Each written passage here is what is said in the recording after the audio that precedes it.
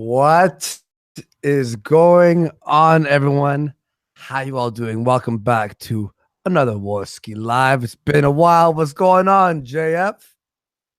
Andy, I think I might have to leave the show very Oh soon. I no. think I'm becoming too big for you. Oh, why do you say I that? want you to understand. While you were gone in California or wherever you LA, were, yeah. the mainstream media started being interested in me. I mean, it's up to the point where you can actually open up the Daily Beast and learn about my penis and where it has gone throughout the years. There's actually a timeline of my sexual life. You understand that I may just be too big for your channel at this point? Well, The mainstream media. Jared Holt wrote a piece on me, so I guess we're fucking on even playing grounds right now, bro. There's nothing even. Did you ever have Jewish mainstream outlets be interested in your sex life, Andy? You're Everyone, not close to yes, it. everyone's interested in my sex life now. And I was detained in California by You police were officers. detained. Yes, everyone is going after us, JF. They want to fuck us. They are trying to fuck us. Do you understand this? Oy vey is right in the chat. Someone said, Oy vey is right. JF, what do we do now? Do we just take? People were DMing me. They're like, "This is gonna happen every week, man. Get ready, get ready." And our friend Dankula, Count Dankula, my friend Count Dankula, has been fucked as well. The verdict came in, and he has been sentenced to prison for making a Nazi joke. All right, so this is what came out today. Yep, it was about what 7 hours ago, um, and fucking, I think. I'm not sure if anyone's heard any updates yet, but from what I've heard so far, they're in recess for the sentencing. So the sentencing will probably, he's looking at a year in jail right Okay. now.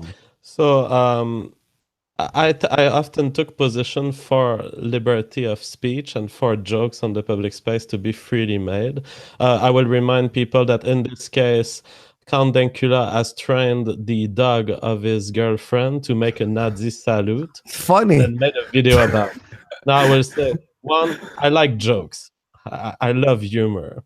Two, I like freedom, and I've always stood for freedom of speech. Mhm. Three, the Nazi salute is kind of cool. Okay, I actually like it. Thank However, God Andy, we're not in the UK right however, now. Hey, I today can give I you will be some history on that might surprise you. Yeah, let's hear it. now today, Andy, I will be taking a very controversial stance. I stand for the imprisonment of Count Dankula Fuck you. for as long as possible. What? Fuck you for Because what? however, I like these three things, Andy. Count Dankula has been making jokes about my private life and mocking my ex-fiancée for having a low IQ. So you know what, Andy? Fuck Count Dankula. Yeah, but it's I everyone that ask makes fun of each and every one of my fans to write to the court that we need the maximal shut your mouth, sentencing. JF.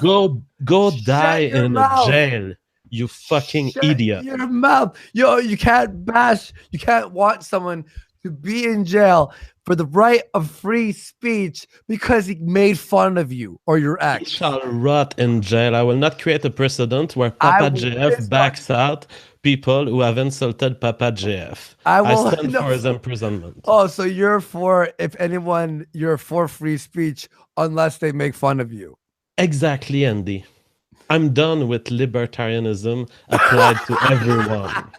I can't Fuck take you this seriously. guy. Fuck this guy and fuck his face too. He's ugly. No, you're such a piece of garbage, dude. Oh my god.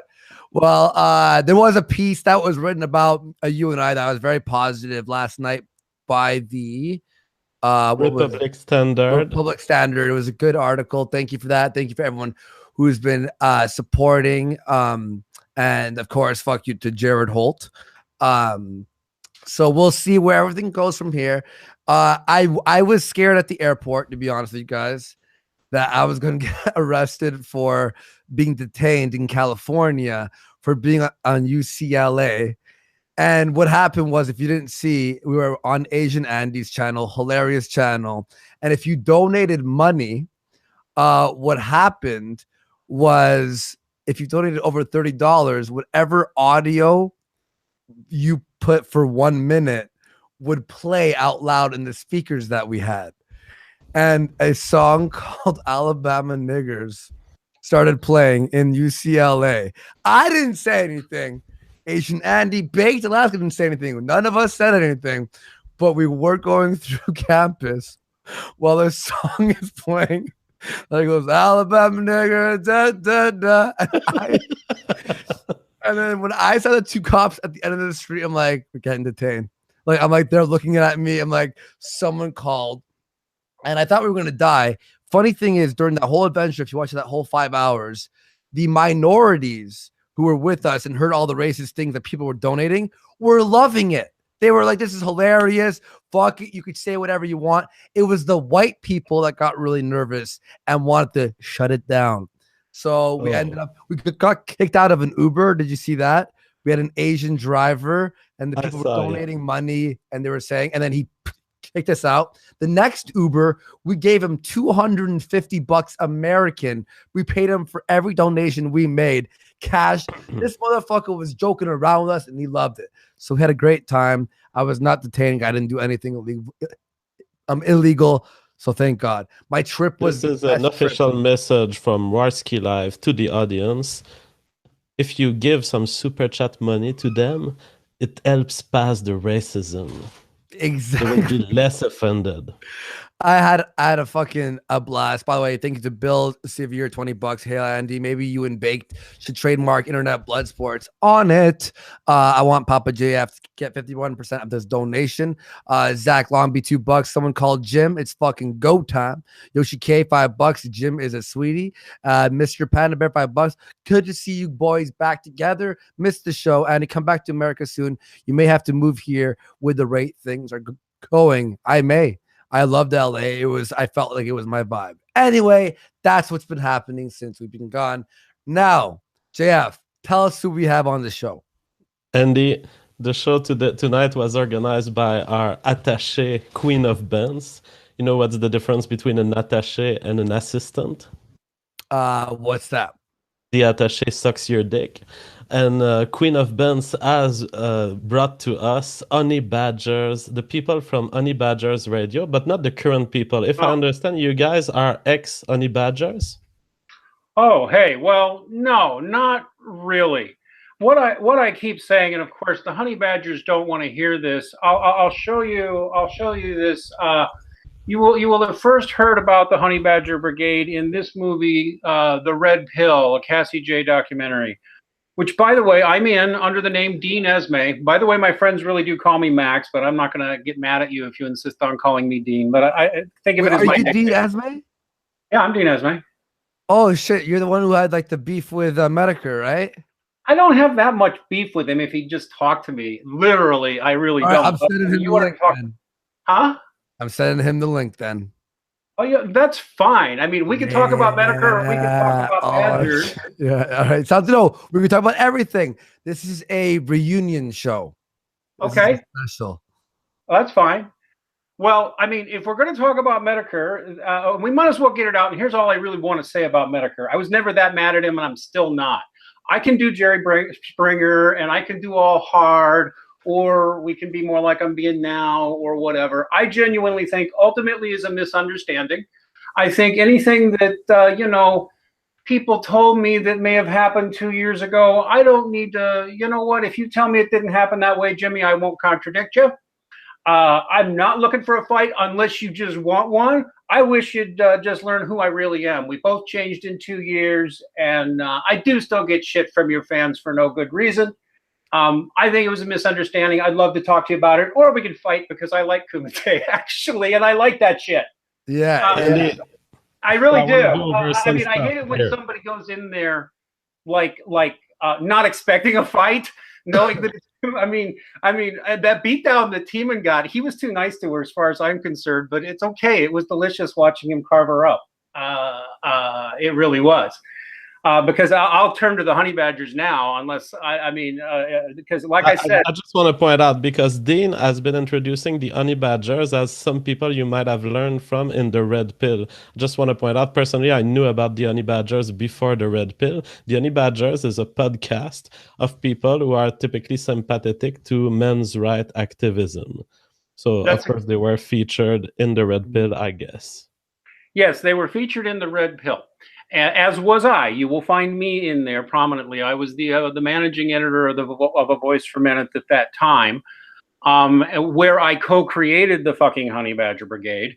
Now, the people calling themselves the Honey Badger Brigade today essentially are not the Honey Badger Brigade that was in that movie, but they have been basically fame whoring and taking credit for it and acting like they are the men's human rights activists and the voices of men's human rights activism, when in point of fact, none of them was even original honey badgers. And they don't like this, and they don't like me. They don't like hearing it, but I'm a firsthand witness, and I got plenty of other witnesses and other documentation for anybody who doubts me.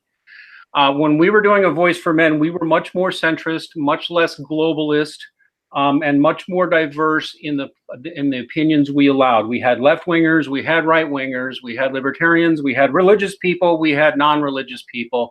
We made sure to bring in a whole diversity of stuff. I mean, stuff from hardcore market guys to actual Marxists.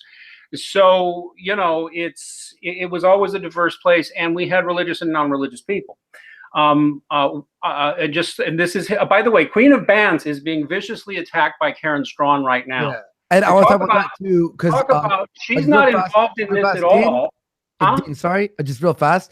We're going to be talking about not only Queen of Bands, who I've already talked to, being viciously attacked by Karen, as well as some of the other Badgers, but apparently, me, fucking super villain Warski, I have a plan to destroy the Honey Badgers, apparently, and not only that, Internet Blood Sports has potentially made people commit suicide.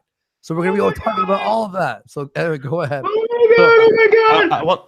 I want to hear about all this. However, I will say for the introduction of Dean, I'm missing something here because there was an organizational replacement at Honey Badgers, okay? Yeah. But was there anything illegal in that process? I mean, an organization can change its political preferences over time. The people forming it can change.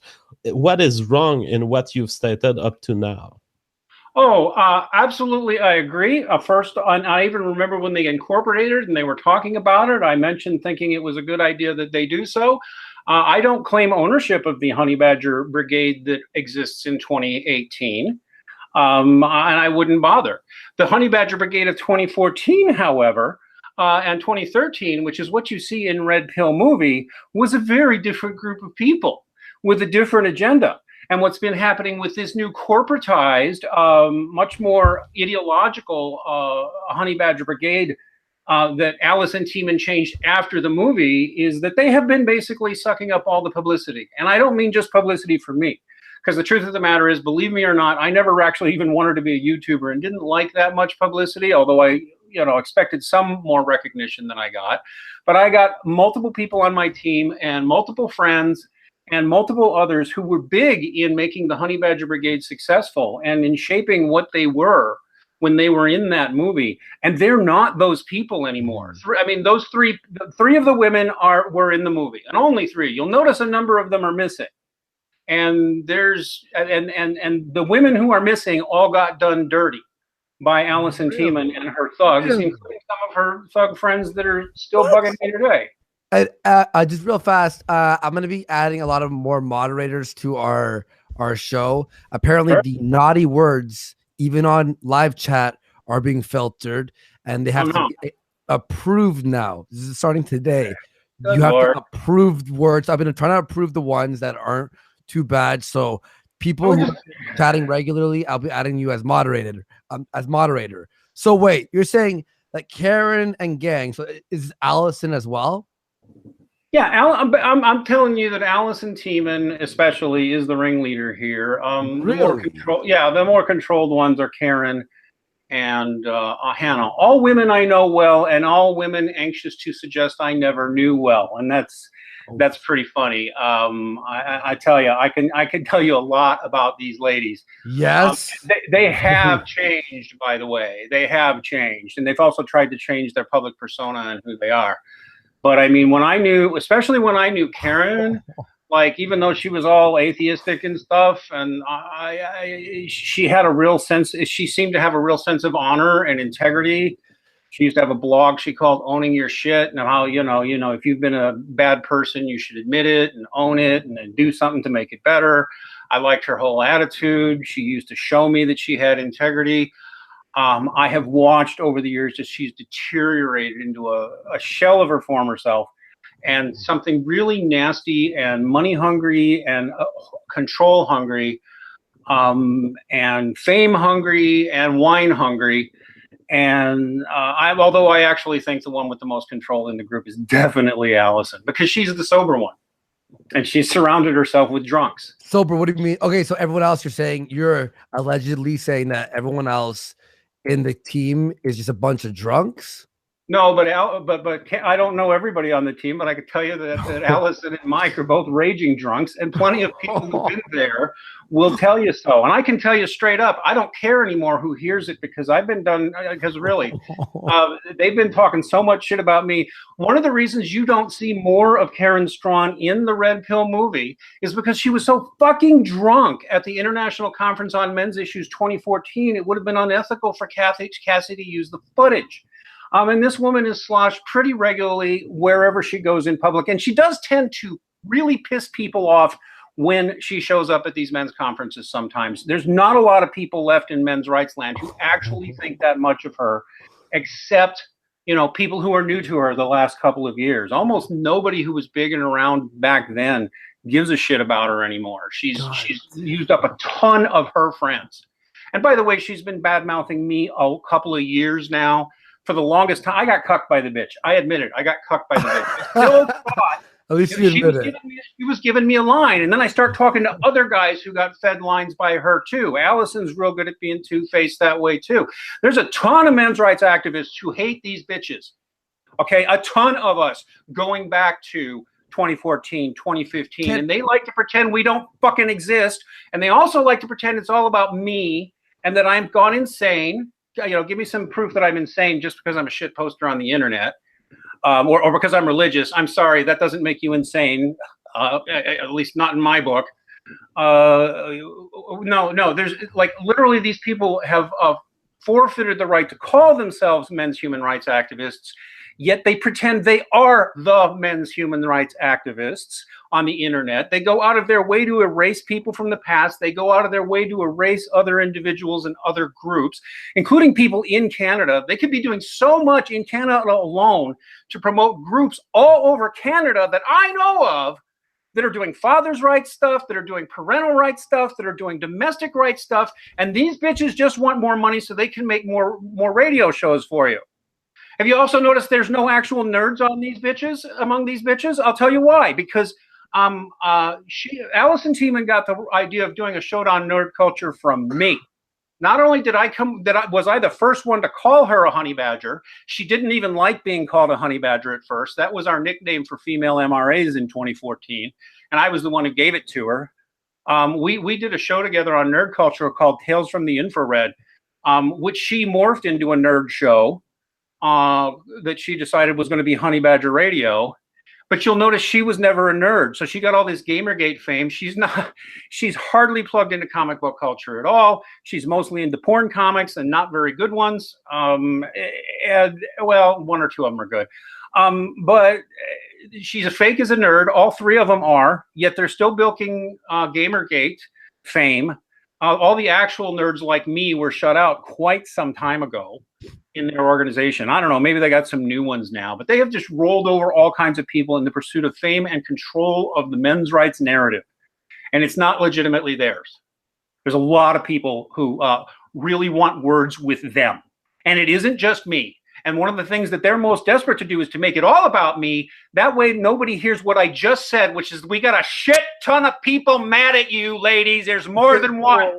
So, and you ain't acknowledging any of them. And that's a problem. All right, so now that's my rant. You have any Wait, questions? yeah, well, okay. I want to ask you a few questions and sort of go over some of the super chats. People have been talking about the honey badgers because from what happened a few weeks ago with you and the Medicare drama, what you're saying to us is that sort of Karen, Allison, all them, we're sort of trying to shift people's viewpoints to you and other people to sort of get the limelight off of them because of possible exposure of being exposed. Well, no, I'm going to admit something outright. You'll notice, Sure. for example, I went out of my way to get Jimmy's attention and to tweak him. Although you'll notice I wasn't that. I mean, come on, I was bringing Jerry Springer. I wasn't really trolling him that hard. Plus, other members of the team do like trolling him sometimes. But whatever, it's just the internet, man. It's just shit posting. I'm sorry. So I did try to get his attention because I've sat for 2 years while these people have mismanaged. I mean, I'm pretty sure that the Honey Badgers have made more money off of Red Pill movie than Cassie J has. And that girl's really gotten fucked by them too. Not that she would say that publicly, but I mean, she has. And anyway, the Medicare thing, it's clear the Honey Badgers went after Jim because they thought if they stirred up some drama, they would be able to boost their flagging troops who are demoralized and help them bring in more money. So now, then where do I come in? Because I was watching Medicare's video before hopping on the plane yesterday, right? I'm like, oh, Medicare's talking about the Badgers. And then there's this clip of Karen saying that I'm working with someone behind the scenes, which I don't know. I've never talked about Honey Badgers behind the scenes, that I am currently working behind the scenes and I have insider information that will destroy them or something. And then you didn't get the envelope full of money that I mailed you? No, I mean that'd be nice. I started like sifting through my emails, like, did I miss something? Like, and then now not only am I involved in this, and I didn't know my name would be like used at all in that video. So I was like, what? And I was like drunk and stuff because I was in LA. I had a few beers and I was just like, I'm trying to relax on my last night. And now I'm part of this insider information to destroy the Honey Badgers. And then that JF and I and Tonka are responsible for people who want to commit suicide. So where do I fit in all this right now? All right, I think I could actually. Okay, listen. And then when I'm doing men's rights, I have one hat on. When I'm doing men's rights, I have one hat on. When I'm shit posting, I got another. Okay, I'll put on my men's rights hat for a minute and give what might almost be saying. If you get somebody on Kumite, but you don't tell them up front, look, man, this is Kumite. This is not genteel debate. We're gonna throw down here. If you don't tell them that, then someone can get kind of traumatized from it. Although still, they kind of had it coming, not listening. So, I mean, you might kind of say something like that if you trap someone on there like that, and then they get a beat down and they're all crying and they didn't know what was going to happen to them. I guess that would, maybe do something to somebody. So maybe don't do that. But I don't think you do that on Kumite. So I don't know where they're coming from ultimately. So Andy, I have a couple of super chats, and then I have something. I wanted to read them in order. Is that cool? Like the bigger ones? Is that fine? Here, well, I think, and my theory right now, and then we'll introduce everyone else, and we'll start mixing up the conversation and expanding on this. But my theory is because there's a big target on my back right now, and on JF's back right now, and Tonka. It's just easier to keep blaming everything on us because it's just we're big targets, and people who hate us will retweet or spread anything. Because it's just easy. That's the internet these days, dude. It happens to everybody that way now. Yeah, well, I spoke to a few people who were DMing me, and they're like, "Dude, doesn't happen every week to you. It's gonna happen all the time, bro." Yeah, let's do this right now. Loan $10. Friendly reminder: Dean had an asthma attack to avoid Jim on their last conversation. Andy, I love you. Jeff, I'm not still sure how I feel about you, but let's get these heads rolling. Stone Monkey Productions, $10. This is for JF's cat. Wait a minute. Can I answer them one at a time? Sure. Let's read a bunch and then. Yeah. I want to pound through a bunch of these. All right, man. Amaranth 48, $10. Autistic accountant here. Can I be the Secretary of Treasury of the Trapno State? Yes, you can. Welcome.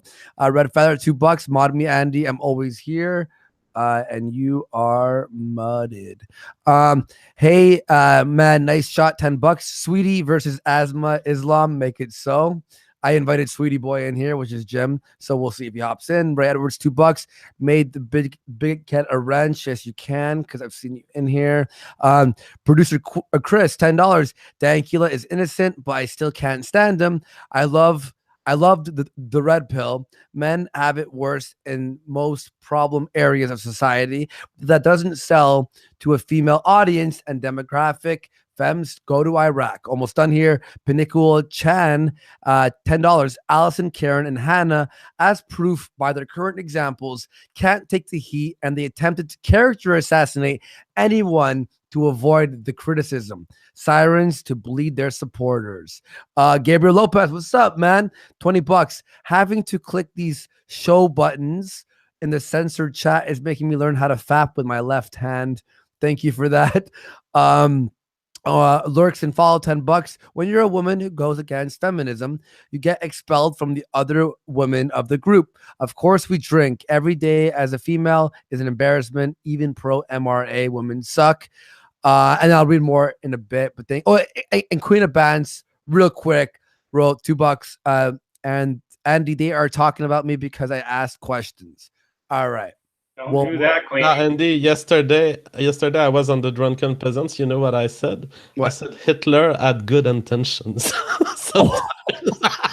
I just wanted to tell you that. That was freaking funny. Oh my god. Okay, so now you're trying to bait fucking Jared I said that he had a good conception of the German woman. Now I want to say to Dean, because Dean has been talking about bitches, and I'm glad that he accepts the Jerry Springer culture, because I was about to drop some shit on him, and I didn't know if it was polite to do so. If he accepts the Jerry Springer culture, I feel less ashamed of doing it.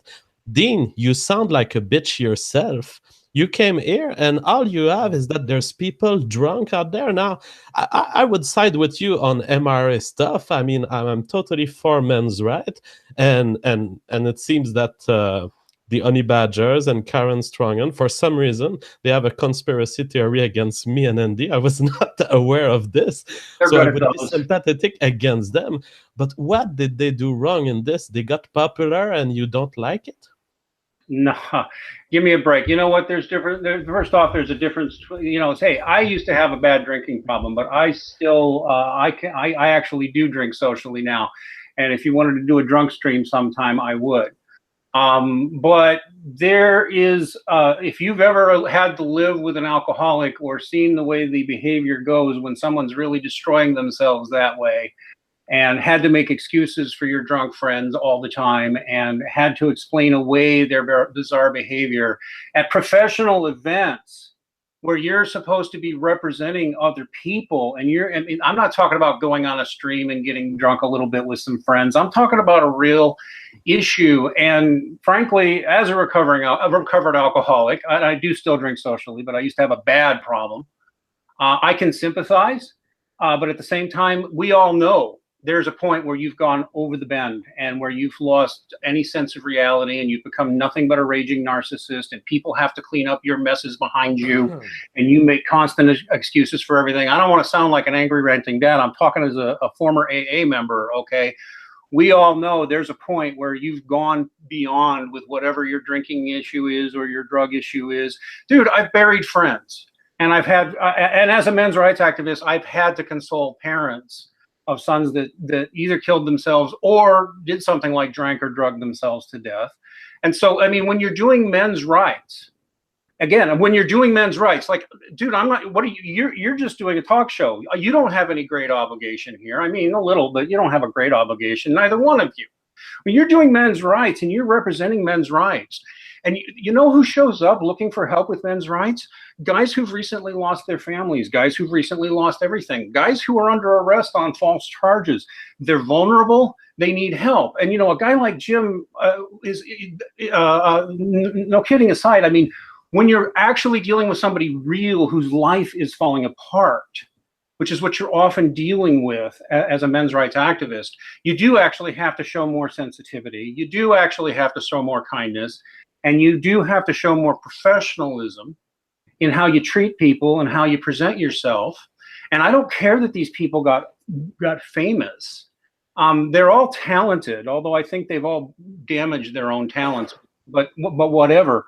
They still act like all the men's rights are us, and all the men's rights are not theirs. And they've marginalized. And instead of using their role, I mean, if they were using their role, but I was seeing every time they're on the air, or at least several times a week, hey, there's a men's group in Calgary doing something. Hey, you know what? There's a Christian group that's opened up a men's shelter over here in Saskatoon, and I want you all to know about it. Just anything like that. Promoting other men's rights groups. Like R.K. Hendrick has a great Facebook group dedicated to men's human rights. He's got a great group called Protection for Men. I have contact with fathers' rights group, parenting groups, domestic violence groups. These people are nowhere on the radar talking to anybody real who's doing anything. And they're just saying, give us more money. And they've even said in their last fundraiser that made me puke, that they're the only option for men who need help. That meaning that they're the men's human rights activists. There's no one else. They are the only choice. And it's horseshit. And I'm not the only one to bring it up. So they, whatever they do on their personal time, fine. But when you're out there representing people, it's a different thing. And by the way, this is also why you have to represent more than just the atheist, skeptic, rationalist community when you're talking about these issues. That's the other thing. I mean, I'll just add this because someone might ask, should I be in charge of men's human rights right now? No. You know why? I slag off on atheists too much, and they won't appreciate me. But I can recommend people who could get along both with the religious and the non-religious, because if you're going to do men's rights, you have to get along with both the religious and the non-religious. It's a no-brainer. And that's something they can't do. They won't do it. So there you go, is the bottom line of what's wrong with them on men's human rights. None of this is on you guys. None of this is on Jimmy Medicare. You're not claiming to be the men's human rights guys. I mean, maybe you're a little supportive and maybe you appreciate some of the issues and all that, but you're not presenting yourself as we're the men's rights activists. Sorry.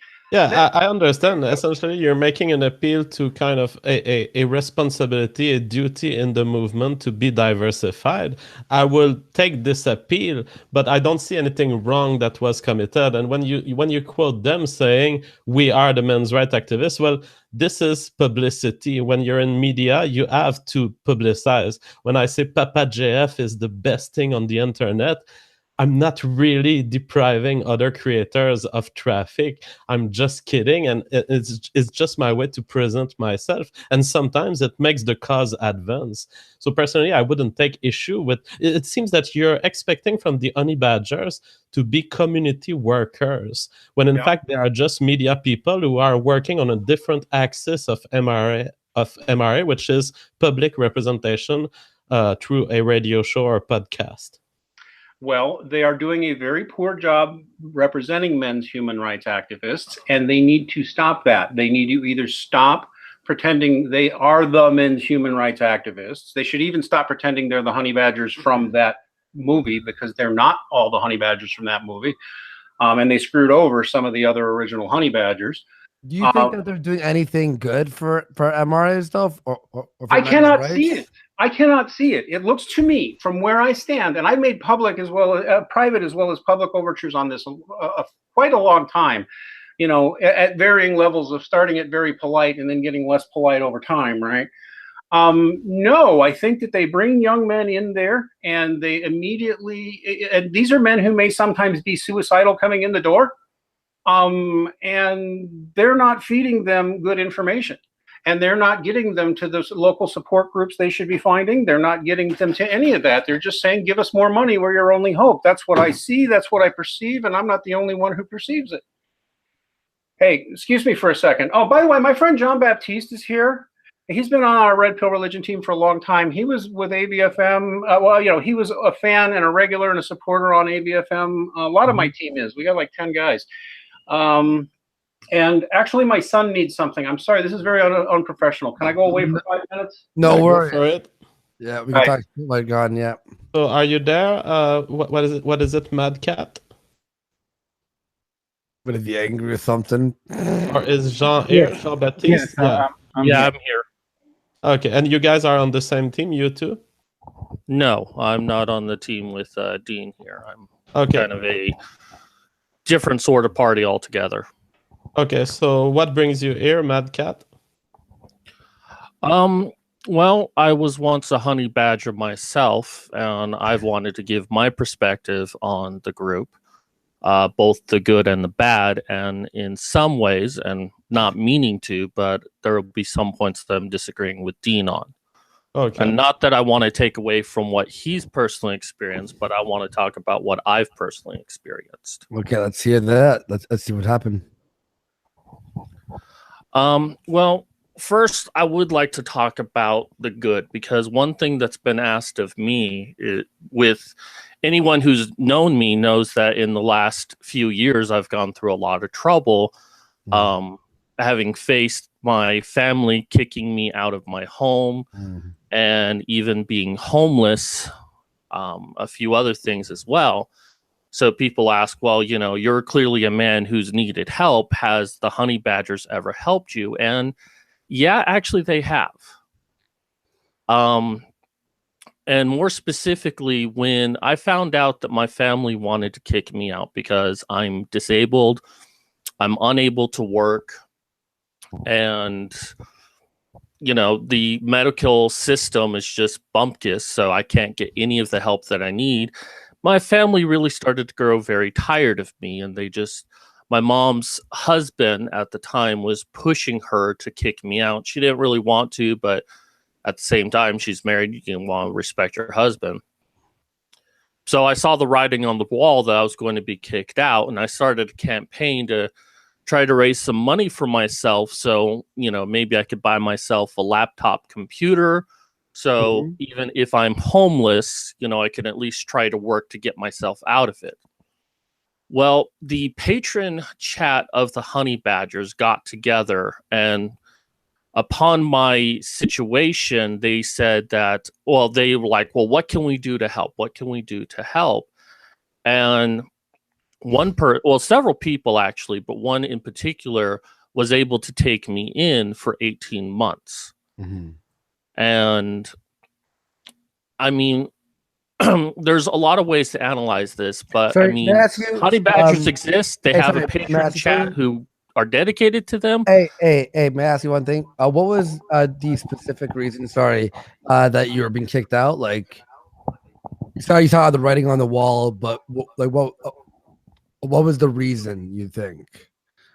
Well, it's because I couldn't work. I wasn't making money. I kept going to doctors, but they weren't helping me. And my mom's husband thought that I was just lazy. I didn't want to work, which is the furthest from the truth. I'd give anything if I could work.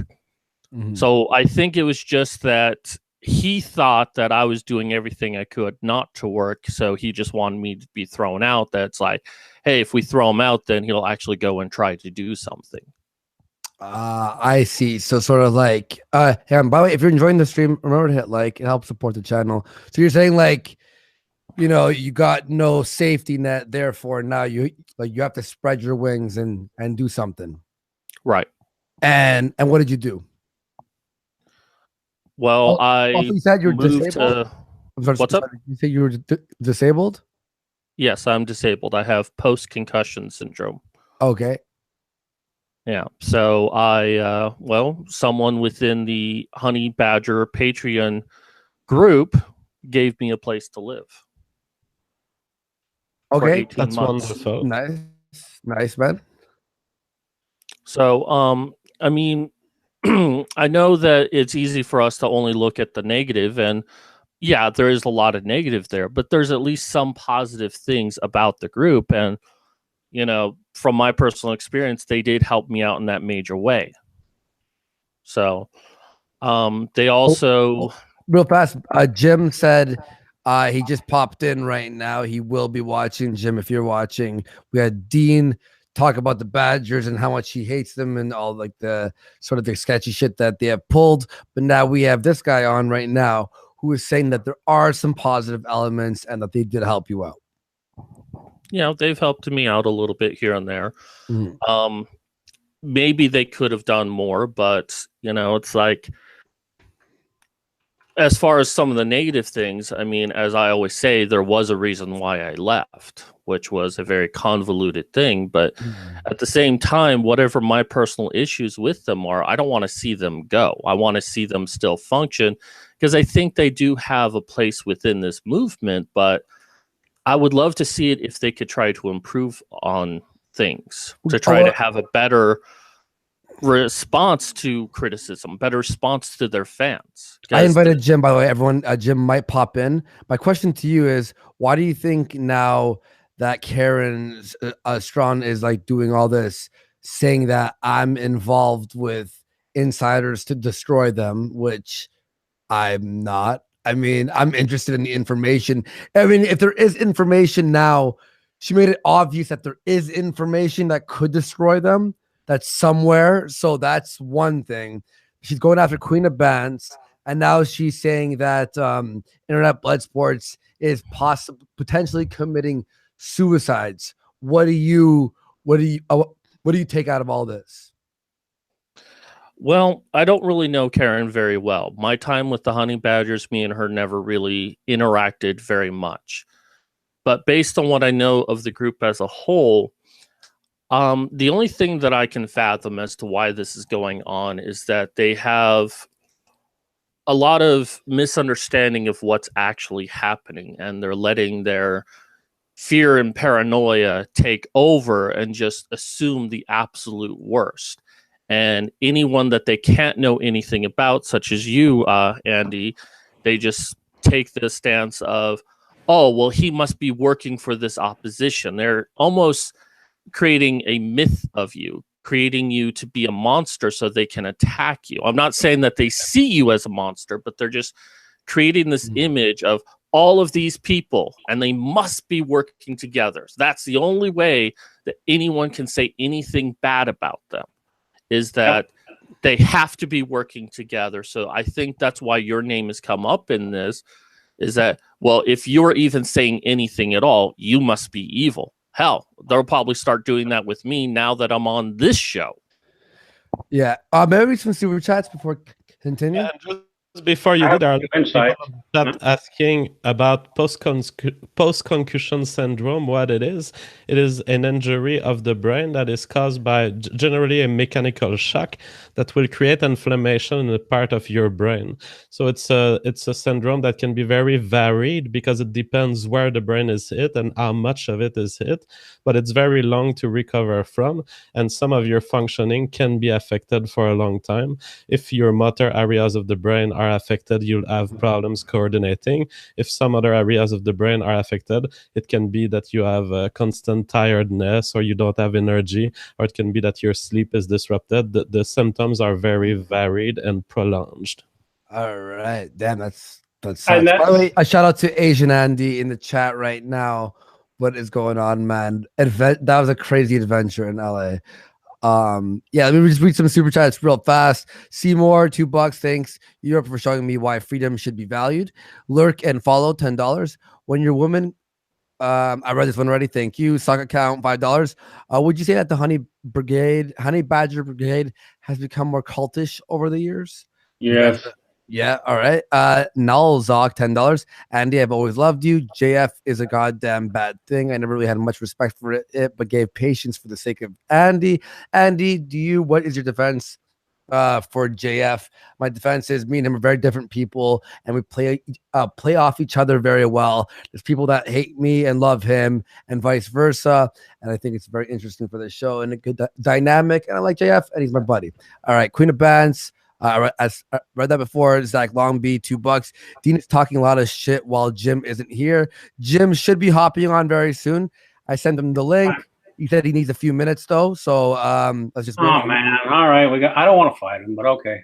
It's gonna have to happen. The blood god is thirsty. We've been gone for like 5 days. So, A shot, $8. Yo, please spread the word. Count Dankula has been convicted and possible faces prison for a joke video. We did talk about that. We'll talk about it more as well. And hopefully in the future, get Dankula on before he's put in jail. But this is this is terrible. There's also going to be a protest in the UK, and I believe April 26th. And I may be going to that one to that protest to protest with everyone, even when people I've had beef with, so we could fight for the free speech of the I will people be who- organizing a counter protest on the other side of the street, yelling at Andy. Fuck. Ocean Redux, $5. Stop taking the internet so seriously. You asparagus.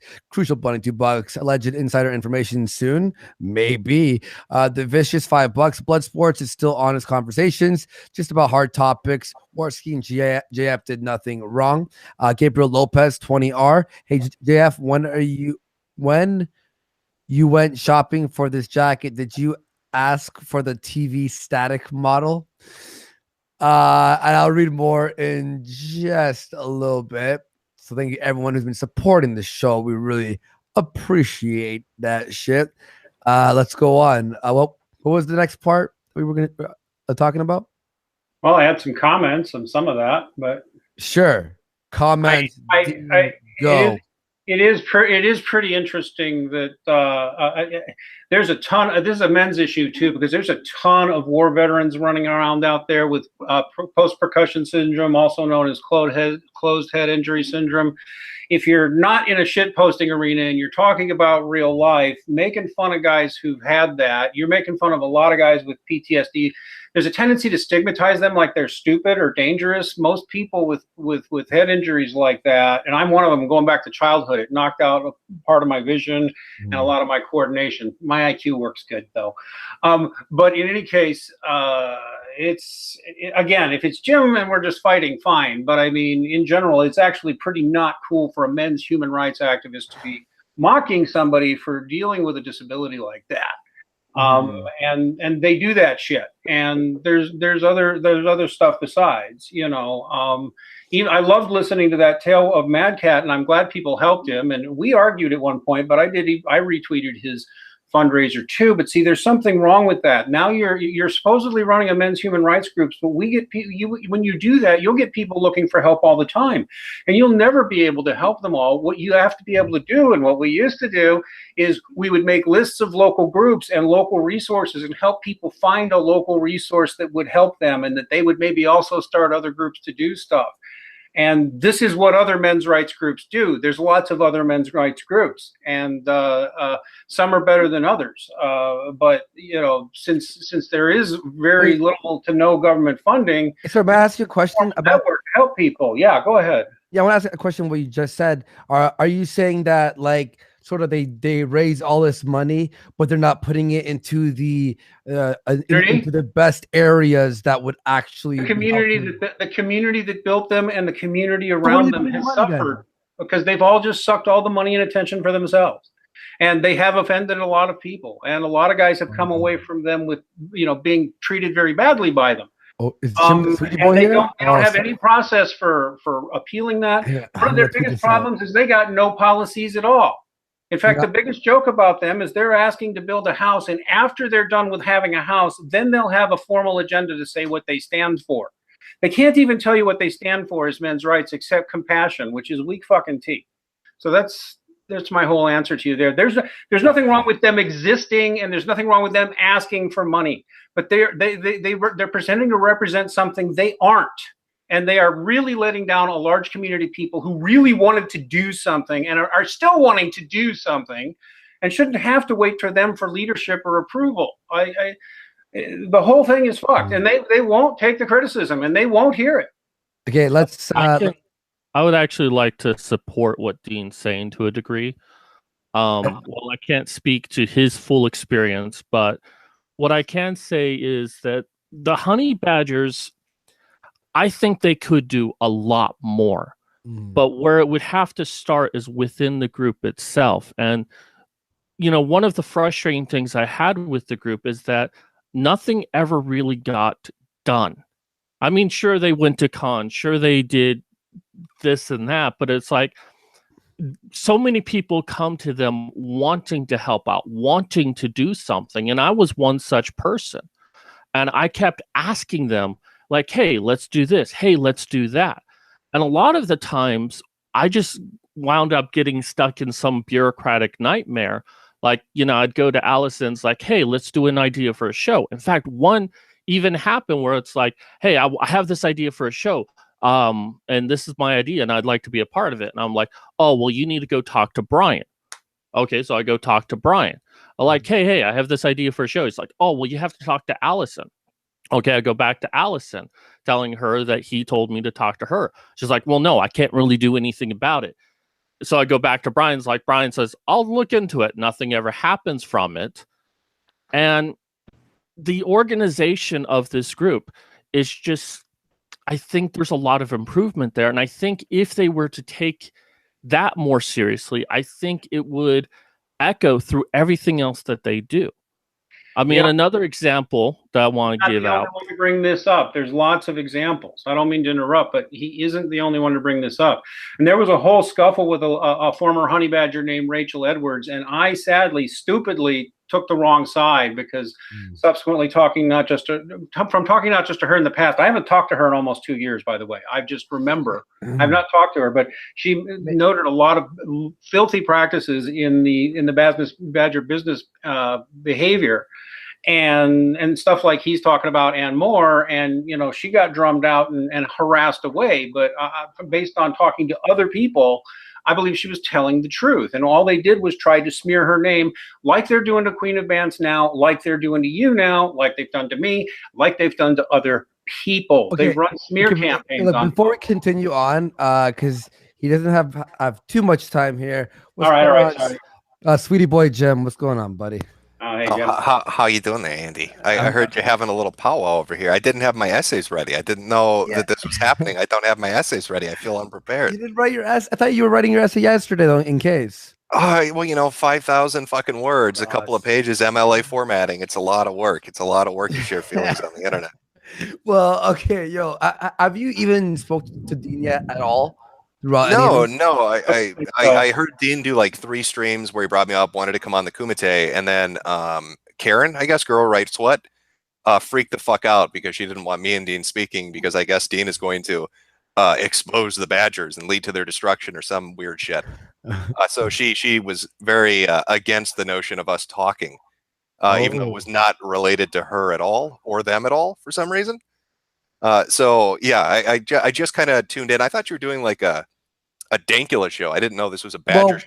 Well, we spoke about like Dankula for a bit, but then all the badgers hopped in, so we were talking about that. And I didn't even know until I messaged you yesterday. I DM'd you yesterday because I was watching your video, and I'm like, wait, why is I'm apparently involved in the plan? Oh no, you're scum. You and JF are scum, by the way. I don't know if you knew that or not, but you're partially responsible. Are you saying that Karen Strahan considers me scum? Yeah. Well, you could infer that from her comments. I don't want to put words in her mouth, but I'd recommend going watching V Monroe's stream with her. She had quite a few things to say about you, Jeff. Even as I entered this show today, I don't know these guys, but what I know is that I've had super high respect for Karen Strahan. I consider that she's one of the best MRA in the history of human civilization. And I'm shocked that you would be telling me that she may suggest that she doesn't like me. Personally, I have the highest respect for this woman. Well, and apparently, you're in for some disappointment, Jeff. Yeah, and apparently we're working behind the scenes to destroy them. So I want to say because there's context missing here. There's Queen of Bands, okay, who I've assigned to be our organizer here at Warski Live. And she's great. She does a great job of interacting with people, making investigation, and she makes these shows very cool because she finds the right people to be discussing these issues. I think that a lot of our investigative work has been misinterpreted as me and Andy wanting to know stuff about the honey badgers. I would say personally, everything I've heard and the blogs I've read against the honey badger, I am convinced that there is no case that the honey badgers are committing any acts that is unethical. They are being criticized by a part of the community. I hear Dean's argument. I don't see anything unethical in what the honey badgers did. And personally, even if Queen of Bands has taken the initiative of making her research on this, personally, what I concluded when I reviewed the entire set of data is that there is no evidence of unethical behavior in the honey badgers. And I keep my respect for Karen, despite everything I've read. I will agree with you. I don't know. Let's get. Hang on, I want to hear from That was a good ass kissing, man. Jim, That was Jim. really good ass kissing. I'm very curious from the stuff that I saw on Medicare. You're doing like what, a 3 or 4 part series or something on this shit. You must know more. Like, why did you just laugh there after you heard JF say his point there? Oh, no, it's just funny listening to people come to the defense of somebody that shit talks them. So I think it's amusing because I'm sure like in a day or two when he finally listens to that V stream and reads some of those tweets about how you two aren't going to be untouchable in a day or two, or how I should do a video on JF because if I'm offended by people molesting children, I should want to do one on them. I think it'll be. Know that. Well, I think it'll be entertaining. Yeah. No, seriously, because this is serious. If she insinuates that the false allegations against me that's in what I'm court, saying, JF. You were bashing as a joke Count Dankula for making fun of you. She is going through the fucking things of saying like the actions of saying that you are a child molester. let me explain to you something, Karen. Everything you fought for in your life is exactly the shit I'm stuck in with these court events. So if you stand with my abusers who have lied against me for years in court and who are now using this false information to smear me in the media, you are not even an MRA. It's not that you're not a good MRA. You don't understand men's rights if you believe X's on their statements, and I deny everything that I've just said. Let me quote to you. Fuck you, Karen. Let me quote you verbatim here. You can go listen to the stream because that was more interesting than the tweets. But what, Jim isn't JF's boss? He thinks abuse of mentally incompetent people is okay, but only when JF does it. This is everything that Karen has been fighting against for more than 5 years. This is all the reasons that people like this girl, is that she was standing against the abuse of men in court. And now she believes the abusers of men in court. This is ridiculous. Was she drunk? Is she confused? I don't know, but fuck her. She is getting the honey badgers themselves. I've been getting a lot of heat lately, right? They've been getting bashed.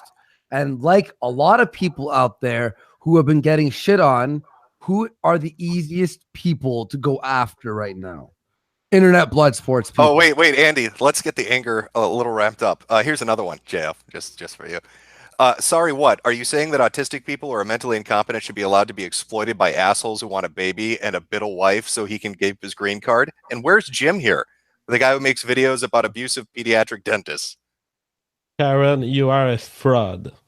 You've stood for 5 years making revenue out of convincing men that you would be defending them. And now the first time you have an opportunity to actually do it, you turn 180. Fuck you, Karen. Hey, Jean-Francois, well, I want to shout this.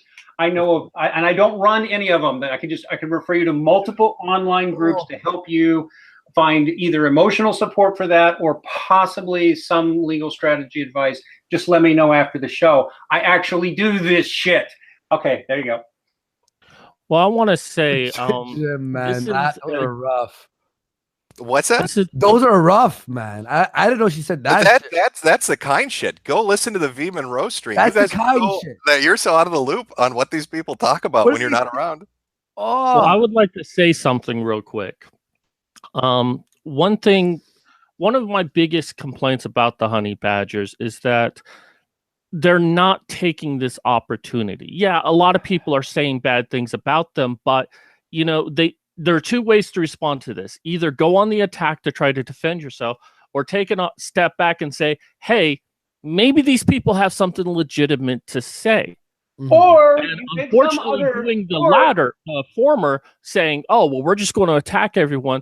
All they're going to do is destroy everything that they've worked up for to this point. And they're going to destroy themselves in the process. And they won't address their little critics. They only want to go after people they perceive as possibly being able to bring them more clickbait. They otherwise are above any of their other critics. So do you think that they're saying this shit about JF right now? Because right now, Internet Blood Sports is doing very well. Therefore, any controversy surrounding us is probably the thing you should be talking about to get more clicks. I don't think so. I mean, in fact, that whole thing on autism, give me a break. I mean, really, I mean, I may think somebody like some people may overuse the autistic thing because I got autistic people in my family. But what I tell my kid and what I tell, like, I got a volunteer on my team, Buckley, who's autistic. I say, if they tease you for being autistic, give them shine back, because you could do that. I even give them tips on how to do it, because you got to get over it, right? Just like calling somebody a retard. Well, I do have retarded friends. I don't call them that, not to their face, because I'm not an asshole. But I understand people use the word retard colloquially. It was a flagrant attempt to start a fight over there's 50 more important issues than somebody like Medicare is saying autistic too often and too carelessly. What the? I'm gonna mute out because all these bitches make me sick. Well, I'm going to disagree with Dean on this. I don't think that they're specifically trying to get clickbait. I'm sure they don't mind when they get the attention, but I think that they actually feel insulted and they're misunderstanding many different things at once and are just going with it. They're reacting emotionally. They're just reacting to whatever comes their way, and that this is just what we're seeing. And that they're not purposely trying to get the most views or get the most donations in this instance of anyone criticizing them. Isn't the point of being an MRA is that when someone is falsely accused in court, you read the court documents, which we have live, I think probably like fucking 5 times. I'm sure JF is fucking sick of us reading court documents that aren't interesting, and they keep using the fucking lawyers' fucking attack on JF as the doctor's shit. And then when you read the doctor's shit, it's completely it's like saying that high functioning, finished school, drove cross country, all she had was social. We've read it over and over. Isn't the point of being an MRA is defending men in court for yes. shit? Yes, exactly. Then what the fuck is she doing? Are experts at false allegations. I did a lot of work on false allegations, including helping get out dads and guys who were in jail on false allegations. I literally did that shit as an MRA. And Karen is well enough versed in how to use family courts this way. We've talked about it so often about how especially women, but I mean guys can do it too, but especially women these days can get away with accusing you of anything, and there'll be a threat narrative against you, and now you're a bad guy. And an MRA is spreading that on you without even a conviction. Let me respond to that. Now, I want to respond to that real quick. Yeah, real fast. I want to know, because Jim, you and Dean had problems for like a month. So like, I think we should talk each other off and on for like 2 years. It's a guy thing. All right, what guys do. So now that this is like you guys are in the same room, is there anything you want to say? Oh no, really. I just came on to watch the Honey Badger shit show. I mean, I had a few minutes. Like I was in the middle of stuff, but look, let me just throw this out because I got to jump. All right, go watch the V Monroe stream with Karen. She has quite a few things to say about you and JF. You're a money whore, Andy. What have you done for men's rights? And JF is pathetic for fucking retards. I'm not a men's rights activist. Yeah. So let me just throw that Molotov and take my leave. Have a good day, guys. What? Okay. What? Oh, Andy's money grubbing whore. I've been on YouTube for 12 years. I went from comedy to skits to fucking anti-SJW stuff to debates. Do I enjoy making money online? Yes. I enjoy making money online. Do I beg for donations? No, I don't. I haven't done a fucking GoFundMe and Kickstarter. People donate. I read their shit. I thank them. They keep us alive, and I'm fucking happy. You're not offering anything except entertainment. I provide free 4-hour streams 3 times a week. And you're offering entertainment. You're very open about what you're doing. You're offering entertainment. There's nothing wrong. You don't owe anybody to be a men's rights activist. You do not. I mean, it'd be nice. Is it the point of their fucking show? They have a fucking new GoFundMe every fucking 5 days for something? Yes, and they can't even tell you what their men's rights agenda is, and there's men's groups all over the planet they don't even know about. Oh, yeah, look at this. Look at this. They're men's rights activists. We've figured out how to do a show that can provide to keep the lights on and that we can enjoy our lives. And now it's like, oh my God. Bitch, you ask for GoFundMes every fucking week. Jim, why would you throw out Molotov? I'm upset right now. Anyway, go ahead. Well, this is why I think they're reacting emotionally rather than logically. Because if they were thinking on a logical basis, they would say, well, we shouldn't use attacks that undermine everything we've worked for. We shouldn't attack people for false allegations. We shouldn't, judge men for anything that the feminists judge them for. If they were being logical about their approach, they wouldn't be doing these things. The fact that they are tells me that they're reacting emotionally. They're doing the thing that girls do. And I know that's sexist of me to say, but girls react emotionally. That's what they're doing. And they're just trying to go out for blood. You insulted them, so they want to insult you. And they want to make sure that when they do it, it's for good. Them? I never insulted them. No, I think he's being too nice. I really is, because he's a very nice guy. I used to suffer from some of that too, and he's wanting to. I'm not a nice guy. All right, well, I didn't mean it condescendingly. You're trying to be a kind person, and you're trying to find. I'm not being a kind person. I'm saying how it is. They're reacting in a very emotional way. I'm not saying, they're secretly trying to do this and that. No, I'm just calling a spade a spade. I'm not trying to throw anything more than that there is. They're just acting emotionally. And if anything, it says something worse about them than if they were acting methodically. I think they've been doing this to people for 3-4 years now. Ever since it was obvious Red Pill movie was going to be a thing, and they decided they wanted to be their thing. And then they wanted to basically capture it and make it all about them. And they're very close confidants, and that's what they did. And I'm going to repeat, I believe they have probably made significantly more money from Red Pill movie than Cassie J or her production company have. And they've actually interfered with efforts to market the movie outside their little internet clique. And that's just another reason it's a problem. Okay, you know what? Okay, I'm starting to think here. I've been fucking as nice as possible to these motherfuckers, like completely, forever. I think now that I'm looking back at it now, when they were, I don't know if any of you saw Bloodapalooza. It was on Kumite. It was on the weekend. Medicare faced off some people. I fought Sophane, and Medicare went after and battled Allison, who said she didn't even know what the debate was really about, just defending someone. But she was there. She was there to shill. And I kind of went after Allison, not in a negative way. All I said to Allison was, the reason people are angry at you for being here right now is you admitted that you weren't even ready for a debate. You came here to shill your stuff. So do you think that maybe she was just mad at me? I wasn't trying to be like, no, fuck you forever. I was just telling her this is why people are upset at you right now. No, so it's more than that. It's because you associate with Dean. It's because you associate with Medicare. You're all part of it. Dean, I didn't even know who the fuck you were. Yeah, I know. You're just doing your job. You're being a good person, but since you're now associated with them, you're all tied into it. And plus, you're a popular person. Okay. So that puts anybody who's got any target on your back. Anybody's got anything negative to say about them, they will smear, and they've done it to a lot of guys. I didn't. And you didn't know. So I see, because me and Medicare have got along on some streams and sort of troll people here and there. Because I know Medicare, they're like, oh, now let's go after Andy. So what? Anyone that Medicare's cool with, they should go after. Is that what's happening right now?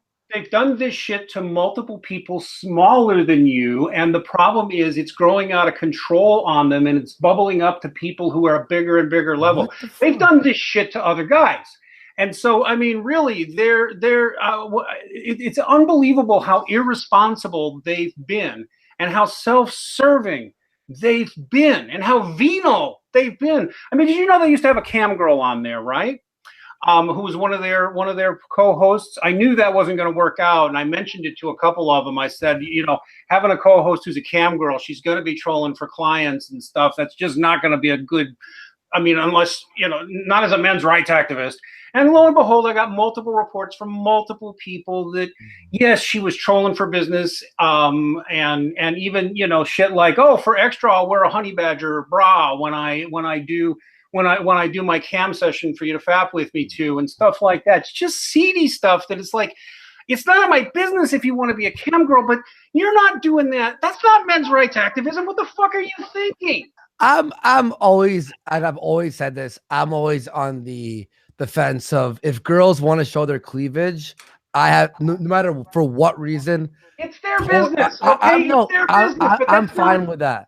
I am completely, in fact, if I were a girl right now, my nipples would be showing through my fucking shirt right now. Here, buddy, you're going through a bad time in your life, and we're the men's rights activists, and we'll help you. And for $50, I'll show you my titties, and I'll be wearing a honey badger bra, and I'll pretend to be caring for you or some shit. I'm sorry, that's just another level of stupid if you're going to be calling yourself a men's rights activist. I mean, again, professionalism, does it exist at all? Does it exist at all? And does anybody else in the men's rights community have anything worth hearing to say about it, ladies? There's what I'd ask. But go ahead. Andy is going to be reading some super chats. Yeah, but what I'd like to correct is, Andy, you said we are not an MRA show. We are the biggest MRA show on the internet. Okay. I want a piece of that honey badger pie. I want those super chats. I want this Patreon. And Karen Strongen has demonstrated that she does not respect the issue of false allegations in court in my case. And therefore, what I recommend for the MRA community, which I'm a part of, let's move our focus to Warski Live. Warski Live is the center of the defense of men's rights in North America. You know what? I got to tell you something, Jean-Francois. I was one of 3 people that signed the original document declaring the men's human rights movement a thing. Now, there's a real good group called that, run by on Facebook, run by R.K. Hendrick, called that. But I will now declare, as one of the co-founders of the men's human rights movement, that this is currently the best men's human rights show on the air, and I grant the crown to you. I'll also make you a honey badger. I named all of those bitches honey badgers, so you're a honey badger too. Here's the thing is we're honey badger are just women. Are you calling Andy a woman now? Yeah. Well, he is kind of a bitch. No. This nigga here. See, I can do Jerry Springer. No, I know. You know what makes us the best MRA show? And I'm a little bit say goodbye real quick. So. Check y'all later. Thank you for allowing me on. Peace. Bye-bye, Mudcat. Andy, what makes us the best MRA show? It's not just the number of viewers, which is greater than any other MRA show. It's that we have support from the community. Here we have Dean, an experienced worker on the field, who just crowned me chief of MRA. I have an ongoing case in the North Carolina Court of Appeal against the false allegation against me. The result will come out this week, and I'm very confident that we will be changing the law so that there is case law of men protecting their family, protecting themselves against false allegations. I am the king of MRA. Well, I wanted to say, hang on, I wanted to say something, please. I wanted to say one thing. When I said we're not MRAs, is like she goes, Andy's being a bad MRA. Oh, whatever. I've never, hang on. While I'm for the rights of everyone, including men, of course, I've never claimed to be specifically this show only MRA. It's everything. It's everything and in between. However, me getting super chats does not make me a bad MRA. I've never done what they've done, which apparently is some sketchy shit, which it's all alleged, but there is sketchy GoFundMes that the money doesn't go specifically to where they say they're going. And this is shit that people have told me after Medicare's video, not before, Karen. This is after. So maybe you're the ones being shitty MRAs right now, because I don't get GoFundMes and saying they're going here when they go there. So don't fuck with me right now. You're the one who's exposing yourself, because I didn't give a fuck about you. Hey, David. And let me mention this about Jean-Francois. We are, of course, kidding. No, you're officially the king of all MHRAs now, Jean-Francois. Forever, I grant you that. No, but in seriousness, and just to be totally serious for a minute, a man who is willing to take a public stand and say there are allegations against me and these bitches are lying is doing something that it's important, because most guys pussy out and do whatever it takes to make it go away and say whatever they got to say to make the issue go away. When you actually say, no, I will not do that, the bitch is lying. I mean, it'll offend feminists, but fuck them. They're horrible. No, you got to stand up for yourself. I really applaud any guy who does that, and I've supported other guys who've done it. All right, let's go through some super chats real quick, and we'll get back to the show. Thank you, everyone who's been donating and supporting the show. Sorry, Karen. Sorry for being a bad MRA, you fuck. God, I don't even know who the fuck she. I've heard some of her videos. She's pretty decent, but like, calm the fuck down. Now, Zoc, $2. Will always dislike JF's personality, not intellect. A gentleman bystander, $5. Greater than 900-minute Dean filibustering, dude, shut up. Gene Mangrum, $12. Replace Pepe the Frog with the new Dolph the Pug. Start it here and now. Rub it in the UK's ruling class STW's faces. Make it viral, Andy. Proc Slime, $2. Someone tells Faggot to shut up. Bearded Truth, $5. Welcome back, JF and Race Warski. Mod me because I gave you money and you are modded. Welcome. I also like to join the Liberalist and Thought Patroller. Chuckles, Helicopter, Wigworm Jones, $20. Hail Warski, Race War for the Trapnel State right now. Mike Hunt, $5. Hail Race Warski's Trapnel State. Medicare's SSJF's Propaganda. Free Dank. Shout to Tonk. And a tissue for Karen's tears. Carl's Jr., $20. MRA is a losing strategy for men in the public space. Male weakness is biologically disgusting. MRA is boys raised by their mothers trying to enact the female strategy of inciting sympathy. Drunsneer Foamy Beard, $5. Team Esme is a liar who LARPs as a World War II saint, and he tries to rewrite history rather than admit he's wrong. Don't worry, Dean. It's all good. No, I don't even find that worth responding to. I will respond to the other guy. Okay, hang on. Let me just pound through a couple more. Penguin Shan, $5. Andy at Dave is me 87 on Twitter wants on. He organized the Australian Honey Badger meetup, and he has his own run-in with Allison and Karen and wants to talk. All right, we'll read more super chats in a second. Thank you, everyone who's donating and supporting the show. We don't ask for donations, but because you do donate, you keep the lights on and the show alive. We love you, and I'm going to message this guy right now. Tell him to fucking follow me. I don't have open DMs. On now. And just real fast, huge donation from producer Chris, $50. F the money badgers. They're exploiting MRA and men for money. If they want redemption, then do the work and find more sociable / stable hierarchy that can deal with men. Men aren't women who bleed over every issues like insults. P.S. Please mod me. You are modded, and we will read more super chats in a bit. Let's continue. Thank you, everyone. I have to drop, guys. I hope that's okay. Do you mind if I mirror this segment on my channel? Yeah, of course, man. I'll go ahead and do it. Okay. Yeah. I want to go ahead and just close out and say thank you for having me on. I know Nemo here. I know him going back 6-7 years to before when Karen Strawn was still hustling for tips as a waitress, and I was helping, transcribe her videos as a volunteer. You're welcome, sweetie, for all that work. Nemo is represents one of many men's rights groups that have lots of good beefs with them. And I do want to address the guy who said men's rights is a losing strategy. It's a losing strategy if you do it the way they're doing it, and they've been fucking it up since Red Pill movie came out. There's ways of doing it that are right. There's ways to have support groups who for guys and guys only that need to show their vulnerability, because guys need that sometimes. But they need it in a different environment, not sucking in a woman's titty. And then otherwise, you get out there and you get vocal and you get loud and you get involved in the various groups, and you don't sit there whimpering, oh, we need you to have sympathy for us. I mean, you need a little, okay? but there's men's ways of doing it. These bitches don't know how to do it. Neither do the guys that are Voice for Men anymore. I want to thank you all. Thanks, man. Everybody come on by. I'm actually not the ogre that you think I am, and I'm not that crazy either, although I do have fun and I do like to shit post. So God bless everybody. Have a good one. Thanks. Thanks, man. Peace.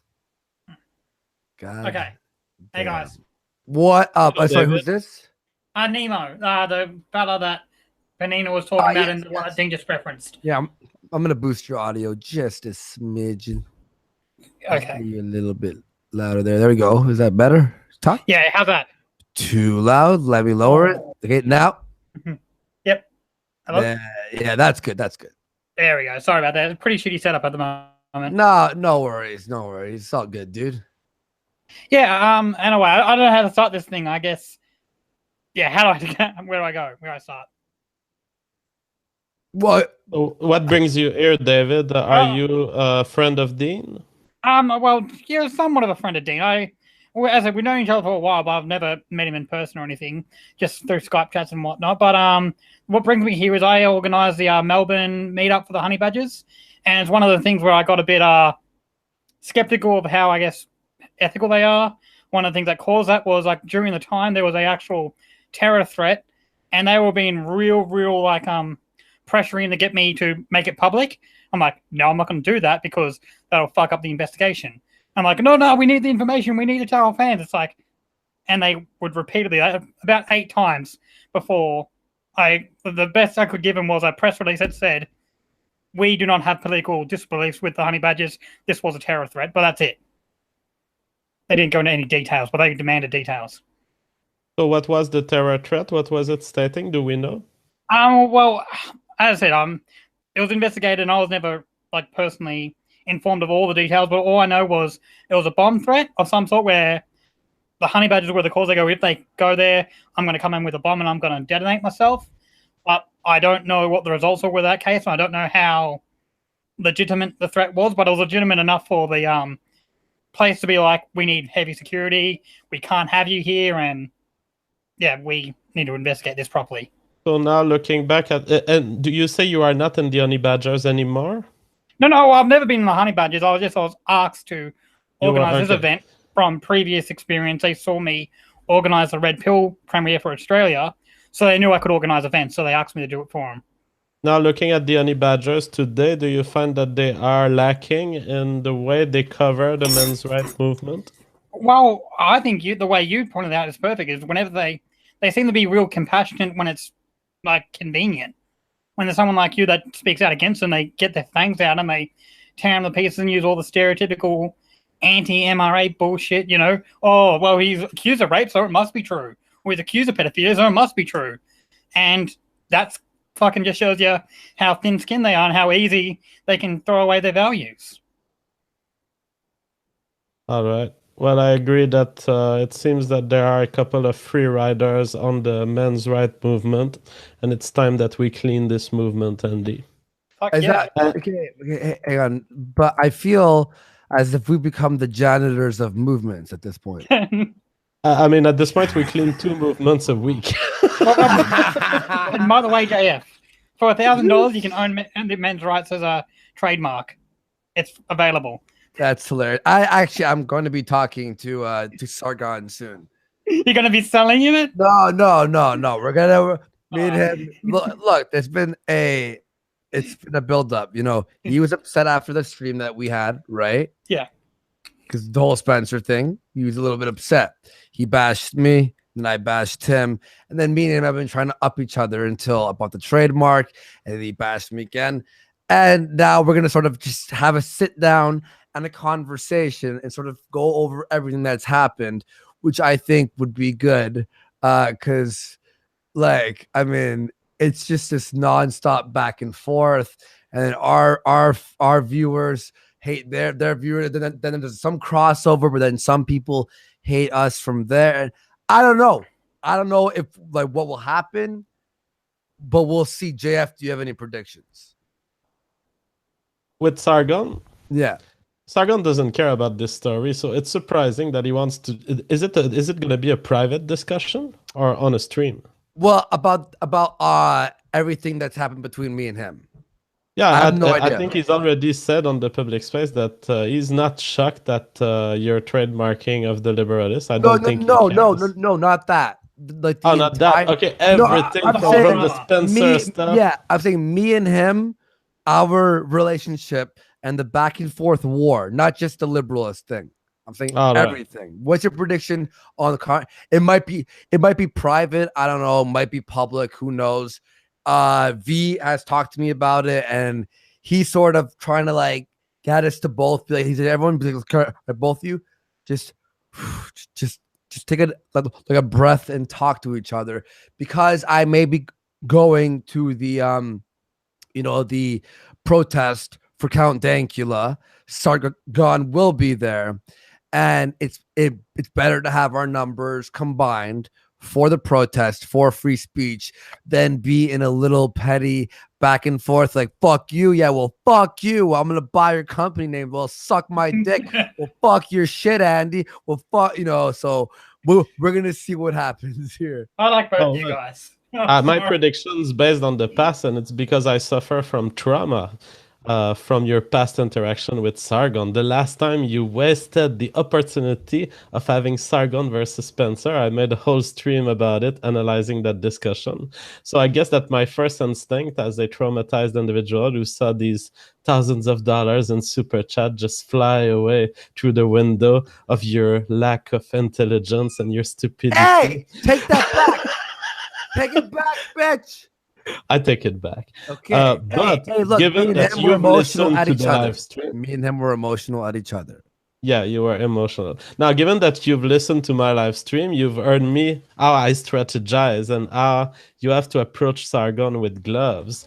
Then I think you will be able to learn from what I taught you, and I think it will go well. You're right. And so I spoke to V today. We're gonna have a conversation. Hey, look, it's fun to have a pissing match once in a while, but sometimes it's like, okay, is this worth it? Just us shitting on each other when we can combine forces to do something actually productive. So, with that being said, that's what we're gonna do. I love that if it can result in a Spencer versus Sargon 2. The emails from the fan, indeed, the pussy that will be writing to me and saying, Jeff, I saw you co-host the Spencer Sargon 2 there's still debate. pussy. Hey, hang on. There's still pussy emailing me. I don't know if I even need any more. It's too much, to be honest. I have to shoo them away. I'd like to have another wave. I know, me too. Oh shit. So there you go, Jared Holtz. Here's another thing you can write about. Okay, so now, so was that the Nemo thing? Was that you're running with them? So running with them. Well, I ran for them.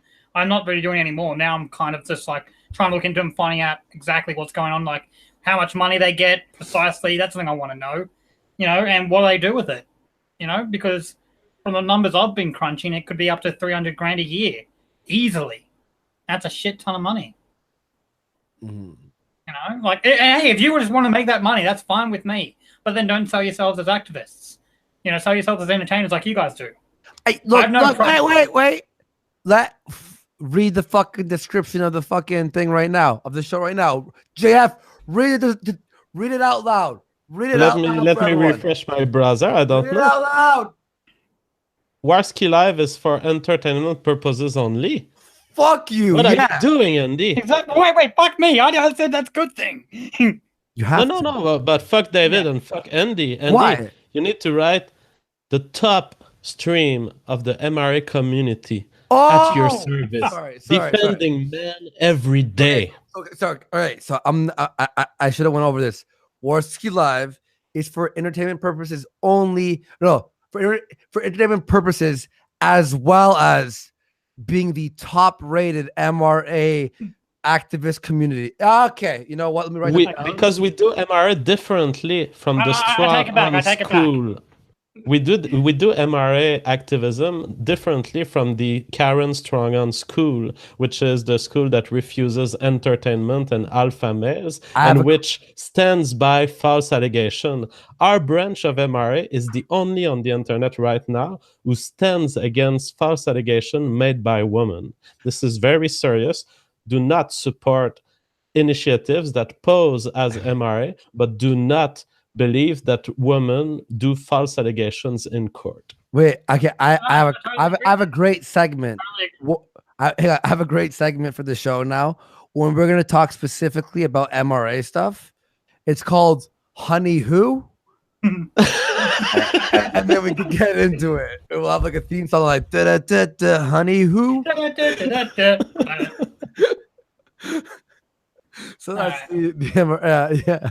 So go ahead, Nemo, or whoever's stuck in there. I was just saying, hey, if you want to be entertainers, be entertainers. But if you want to do quote unquote activism and say statements like we're the only one here or we're the first adopters or all sorts of other shit, then you better back it up with something, Exactly. Hey, we have a really, really big donation from Prophet Muhammad. Thank you, Prophet Muhammad, $50. I want to be the official prophet of all things hedonistic and debauched. Hedonistic. I said that. I don't know if you heard. Maybe your earphones just cut out for a second. And debauched in the new trap no state. You are in there. Yeah, fuck. Do we are we what else is there to talk? Is there more? No, that's the thing. I feel like I came a bit too late. I just had to put my 2 cents in though. But I'm pretty much sure this horse is pretty much beaten. Good. All right. Now maybe we can move to one of our guests who we've not introduced yet, I believe, on this. Before I bow out, just thanks for having me. Thanks. Can I chill or no? Do it, of course. Yeah, sure. Check us out on Gator and Frog. I do gaming podcast, and we also do another podcast that's all about Manosphere stuff, TRPC, the Red Pill Compendium. We're not very big right now. We only have like fucking 10 live listeners when we do shows, but we're getting there. Check us out. Peace. All right. There's maybe people stop saying that I have a 4th grade a reading level. I'd appreciate that. Go ahead, JF. So yeah, I was saying we had a guest that we have not talked to yet, but we had an interesting conversation. We wanted to talk about genetics, I believe, if I remember correctly. Yeah. Take shot action. Are you there? Hey, how you doing? Hey man, sorry for the long little so much stuff happening. It's alright, it's fine. It's all good. Take shot action was our initial guest, but then all this stuff has been happening, so there was so much to cover. So when you contacted me, I believe that we talked about genetics and the possibility of a phenotypic revolution. Right. So the basic outline I got from listening to a stream, and this was a couple of months ago, you really wanted someone who, I remember you saying there was a bunch of topics that you wanted to debate with people with on, and one of those topics was, and sorry if I'm stumbling with my words a bit, I'm a bit nervous, but it was human gene editing and artificial intelligence, and the AI essentially using the human gene editing software that we created to make us its bitch, basically was So the concept of a phenotypic revolution is a concept I came with because I was looking at the events that occurred 4 billion years ago, which led to the creation of DNA. And what I found is that there was a previous life form, and it seems that the evidence points toward this life form starting to encode its gene in DNA. And DNA at first just being a kind of a temporary storage device. And so the life form was just storing into DNA and then trusting DNA to create its babies. What happened is that DNA took over, and today we are the descendants of the DNA strands that took over rather than the ancient life form that created DNA. So we fucked RNA over solidly, and we made them our bitches, as you say. I think it's a great way to phrase it. Now, my worry is that this system I see it happening into any life form that starts trusting its gene to an external media. So if we start doing this in human societies, if at some point someone just finds an interest in encoding its genes in a computer and then making some changes to correct some disorders in its children, and then put this in an actual DNA strand that will become a children, the problem is we're opening a cycle that will eventually replace us, and that will eventually change the way DNA reproduces. Rather than DNA being a replicator, rather than us being the owner of our own fate as individual carrying genes, what will happen is that the computer will start having interest in creating humans of a certain kind. And what I'm worried about is that eventually this computer will outcompete us. It will create human puppets that are at the service of the computer rather than at the service of their own reproduction. Yeah, and completely, I agree that that's entirely a possibility. I mean, for instance, if we made this system, even another human who was incredibly corrupt, some crazy person could even in the future just decide to do that for themselves. Everyone obey, George or whatever his name is, right? But the fear that an AI could, do it a lot easier. His name was George Soros. And so my contention with that is, to me, I believe almost that your issue stems more with AI in general, more so than it stems with the creation of a human gene software. 'Cause what I initially heard you say was we should probably hold back or rethink even creating human gene editing software because the AI would take advantage of it. My belief is that an AI that we create, in my opinion, would have no problem at all creating that system on its own, that software and hardware to edit the human genome.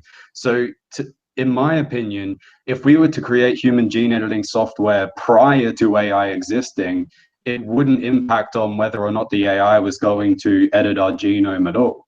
It would essentially just give us a head start to compete with AI. Yeah, I mean, it's a possibility that an AI would think, well, how do I invade human genetics and how do I start producing humans? And may find a solution, maybe find a way to convince us that we need that. In any case, to me, the important is not the order in which this happens. To me, the important aspect is it's what at the moment at which the AI has access to our genes, we're fucked. It doesn't happen. It doesn't matter in which order it occurs. So it's, in your opinion, it's more of a preventative measure, so to speak. Like if we create the software, that's an enabling process in itself. But if we don't create it, it'll slow down the process in which the AI has access to the tool. Yeah, I mean the speed at which we reach that, it's undetermined, and it doesn't matter if the AI convinces us of editing our genes or if we convince ourselves of editing our genes, and we then create the AI who will make the decision about what's a good gene and what's a bad gene. The problem is that you have humans, so they start trusting the AIs because the AI is good at the onset. So whether it's the AI taking initiative or us, it doesn't matter, because when you think about phenotypic revolutions, intent does not matter. What matters is that the humans who will trust the AI will be better. They will live longer, they will be more intelligent, or they will have some characteristic that will make them better breeder. They might be more beautiful, they might be more attractive, doesn't matter. These humans will eventually outbreed the humans who don't edit their genes.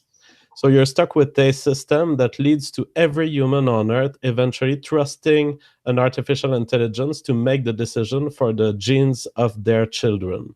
Now, once you reach that point, you're not done through the phenotypic revolution, but it's very hard to walk back because everyone has the right to trust the AI because the AI is actually good at doing what it does. So at this point, what you have is a degeneration of the normal functioning of sexual organs, because at this point people don't have interest in making regular sex anymore.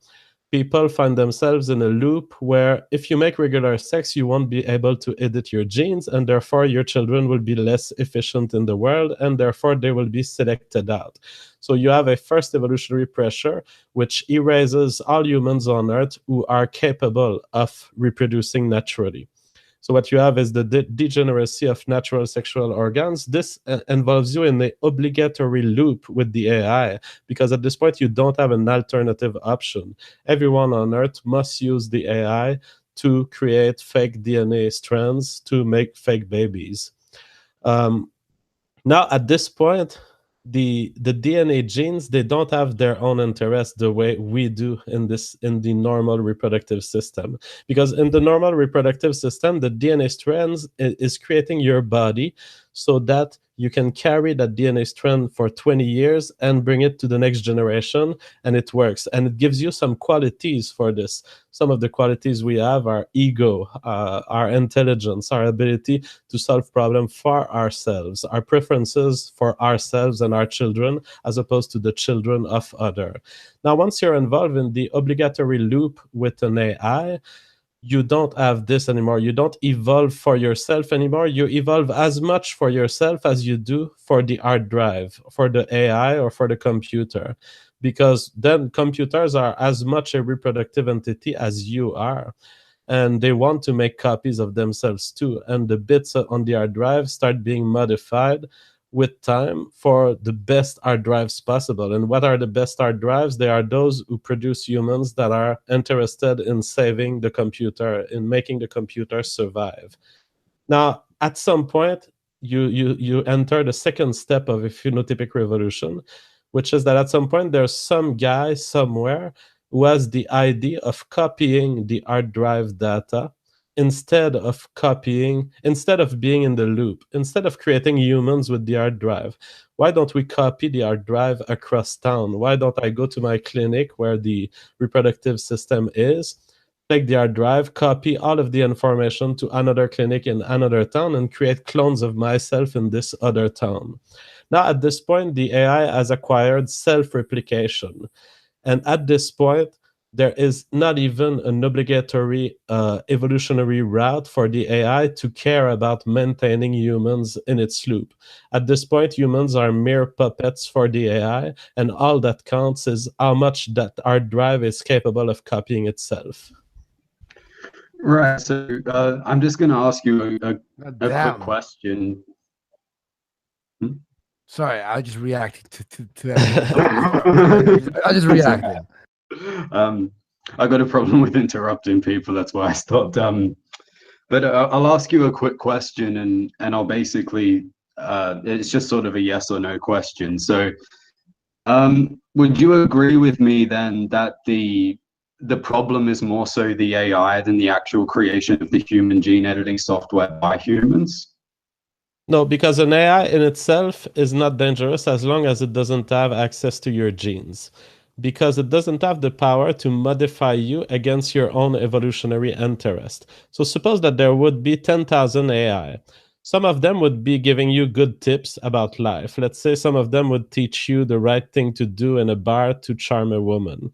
But let's say some of them would give you bad tips. Let's say some of them would tell you, you shouldn't care about your own reproductive success. Gay pride, 1488, or whatever.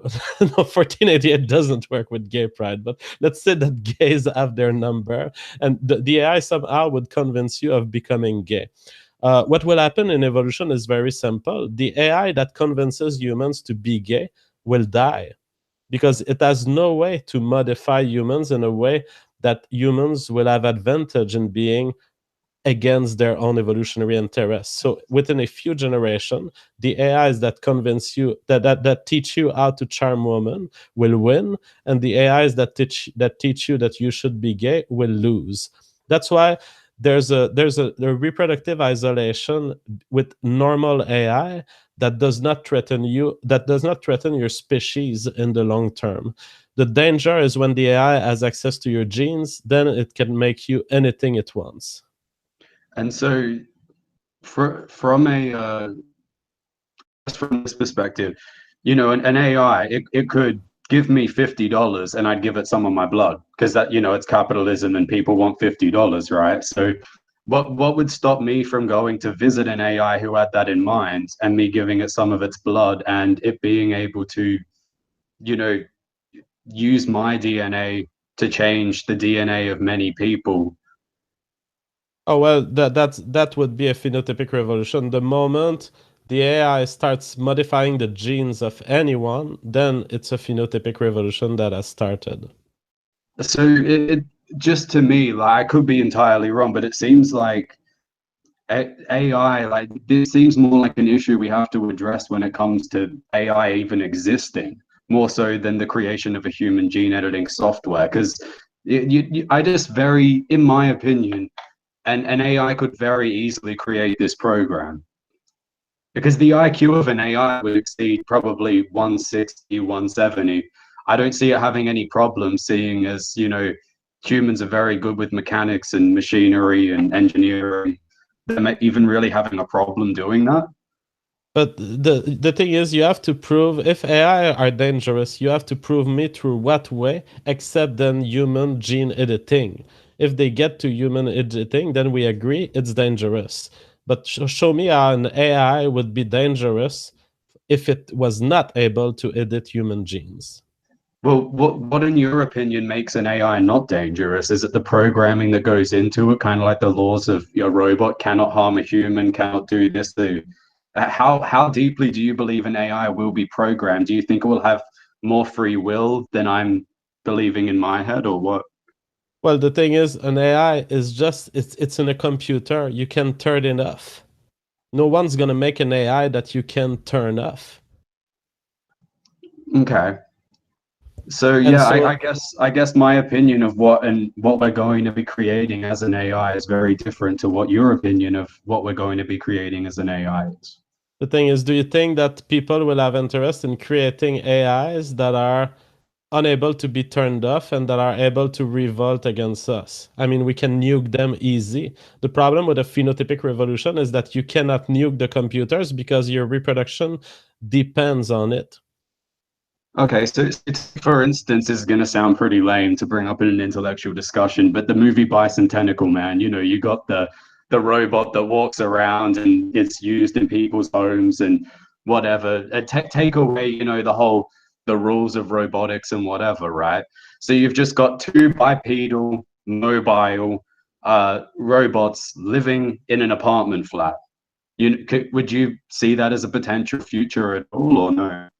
It's a potential future. We might rely on them, but I don't see how people will accept these robots not to have a turn off switch. This Yeah, is I mean, so they have a easy. turn off switch, but they're living as a mobile bipedal creature in an apartment flat. Yeah, I mean, it sounds creepy, but it's not Yeah. dangerous because we will have the full control over what they do. So basically every single thought they'd have through their brains would be sent through a wireless signal to a bunch of people monitoring those things. No, not necessarily, but the engineers who create these robots, they will want these robots to be sellable. And to be sellable, you're gonna have to make sure that the robot didn't just kill your cousin or something. I mean, Yeah. if one robot starts killing your cousin, you're gonna be like, I don't want to buy this robot. It just killed one of my friends. Okay, so it's marketable. So I purchase one and I move it into a flat with me. And then I decide, because I'm very good at engineering, to take out some parts and edit some of it. And it's functioning, but I've taken out, it has more freedom of expression and thought, and then I buy another one and I do the same thing. I take it out. It's more human-like rather than controlled. And then I get those two AIs upgrade themselves, because I'm not very good at it, and what they can think far surpasses anything I can think. I mean, I think that if you program robots to be more creative and like some sort of freedom into their brain, most of them are going to end up on a couch just thinking that they're brilliant while they're not. But let's say that one of them out of a million would have a super ID. That kills the people, the humans around him, or that significantly impairs their reproduction. So what? We nuke this village, we nuke this area. At worst, an AI that's independent from you at worst, it's just an invading force that you can nuke with a big nuclear bomb. Right. And what if it was done more in a secretive, covert way that had its influences on society not recognized? Because the IQ of the AI is too large. So it Okay, outsmarts so you us. mean that there would be special AI is coordinating against human society? I mean, maybe, but it's very surprising to me if that would happen without us having a clue that there are these information paths for robots to plot against us. As soon as there would be evidence of it, people would be creeped out, and the robots would be isolated as a dangerous part of our population, let's say. Well, what if they clued on to the fact that we would want to eliminate them if that happened? Would they become dangerous towards us faster and be quicker than we can react to it? I mean, the reason I'm not so scared about this is that it takes a lot of steps to first make the intelligent AI. Second, allow their communication between them. Third, make the AI self-caring. We're not going to inject self-caring stuff of that kind into AIs without understanding how it can unfold. And even if they ended up being so self-caring that there's a bunch of 10,000s of them in Iowa making a revolution, we just nuke the shit out of this AI network and we just start over. At worst, again, what we have is a military invasion, and we can handle it. So you believe even with I'm quoting you here, or not quote, you know what I mean. I might be taking your word out of context. Paraphrasing. Yeah. So you believe basically that if an AI, if AIs were mobile and more independent, and we had a lot of control over them, and someone even was to edit and change how they functioned and all that sort of stuff and everything, that there's still no threat of, I guess, them utilizing and creating human gene editing software on their own. I mean, that if they do that, don't mix my thing. I say the independent AI is not a danger. If the AI accesses our gene and we let it create our babies, then it's a danger, because then we become dependent with them. We become a co-evolving life form with them, and they become eventually necessary for us to make babies. So we have to choose between our own death and the trust of the AI. That's where it enters our genetic cycle. Okay, so I've figured down that. Man, I just squeeze in fucking really interesting shit, and I would love to actually do a full episode on this, even with maybe Annika as well and some other people who talk about this stuff. But we got a request here, JF. I sent you something right there in the side chat, and it was sent 3 minutes ago, and we were asked to play this live. So if you can, you are muted. If you can squeeze on your VLC there for a minute.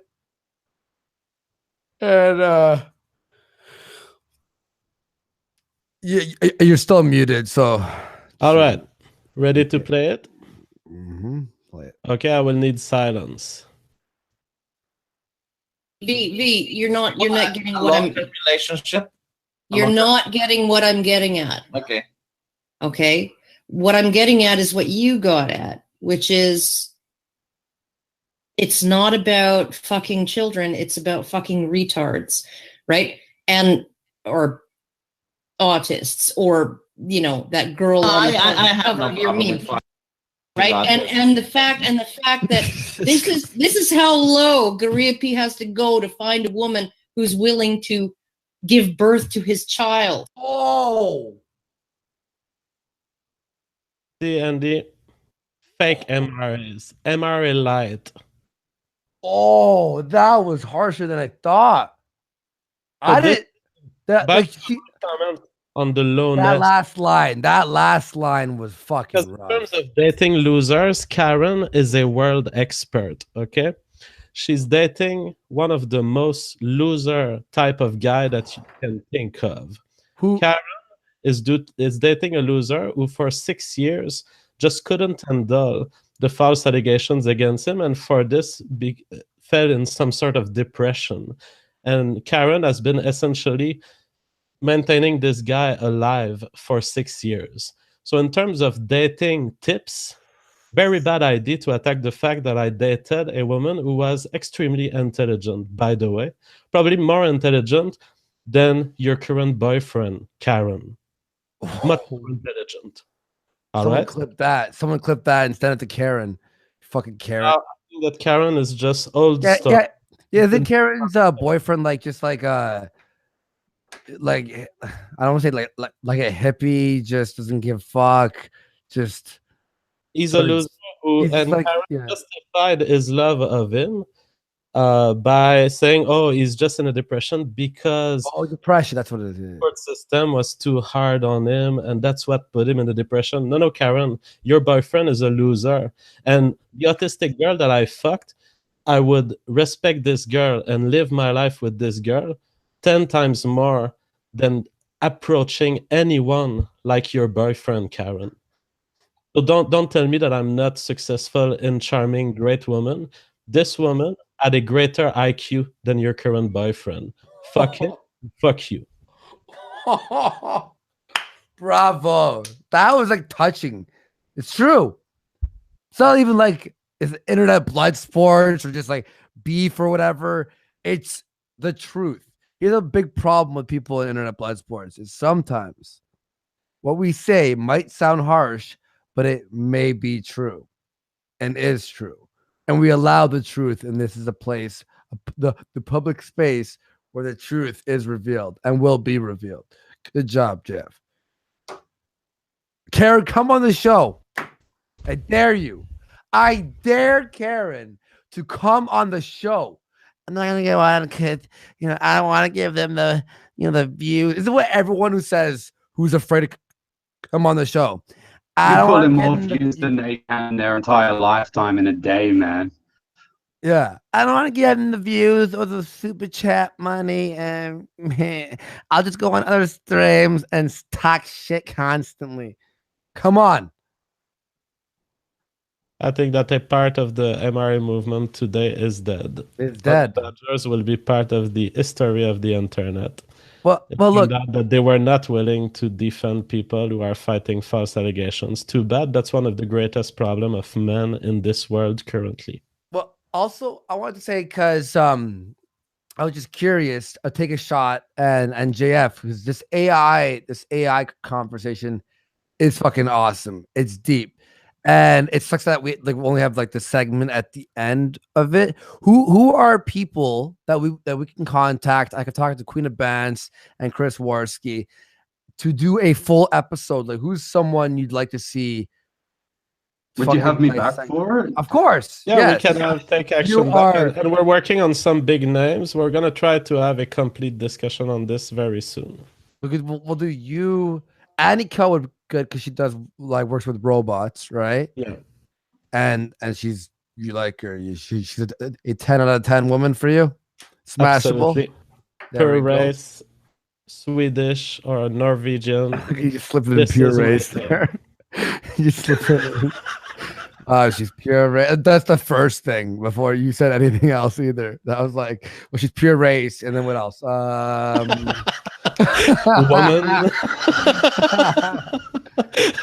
I love these kinds of discussions. Go on, you're Wait, whoa. Did AIU call you out, Jeff? Oh, because you did a video on him. Yeah.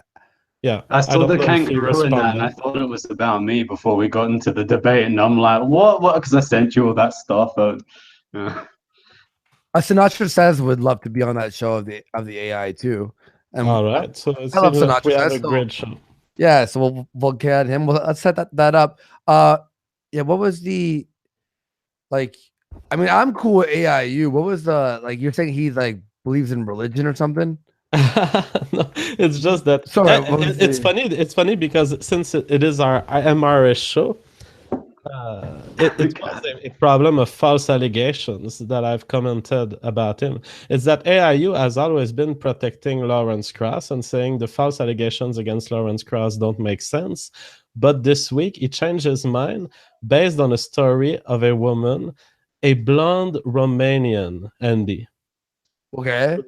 Okay, and his point was essentially, I look at her eyes and I believe her.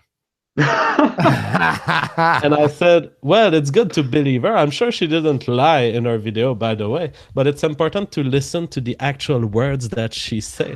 And the problem is that in her video where she reports inappropriate behavior from Lawrence Cross, there is not a single sign that she expressed that she didn't want to be touched on her leg in a bar. And so she even says, well, I'm sure that Lawrence Cross was convinced that I wanted to be touched on the leg. And I was smiling and I was welcoming and I was happy. And so there was no inappropriate touching. At best, there was a misunderstanding. And that's what I criticized of AIU in my video. Okay. I would love to have AIU on anyway. Yeah, we'll cool have dude. him on. Cool dude. I like him. He said that he would be willing to come on. Oh, he will be? I messaged him. I think he was getting his computer fixed. Me and him, and he did a great video on me. Thank you, AIU. Appreciate that, bud. As well as Sticks did a good video on me, helping me out, defending me. And wait, there's one more thing. So, someone is sending a timestamp to me. So at reply me, I'll send it to JF. You can watch it on your own time, JF. Just the entire segment about you, if you were interested in responding to it, either on this show or your show, maybe on Twitter statement. I know sometimes you want to just like let things just pass, but I probably won't answer because these are the creepy people who care about my sexual life. Autistic women have the right to have sex. They have the right to choose their mate. Fuck you all. You're fucking creepy and disgusting. Karen in particular, just get a boyfriend that makes sense in your life instead of fantasizing about my sex life. I respect people with autism. Fuck you if you don't like it. Do you want to do post show and then we'll get you back on, take a shot? Because I want to do I'd rather do like a full show on the AI stuff, just because we did like what 2.5 3 hours of the first thing, and I would hate for what you guys are talking about to be buried at the end of a show. Does that make sense? Yep.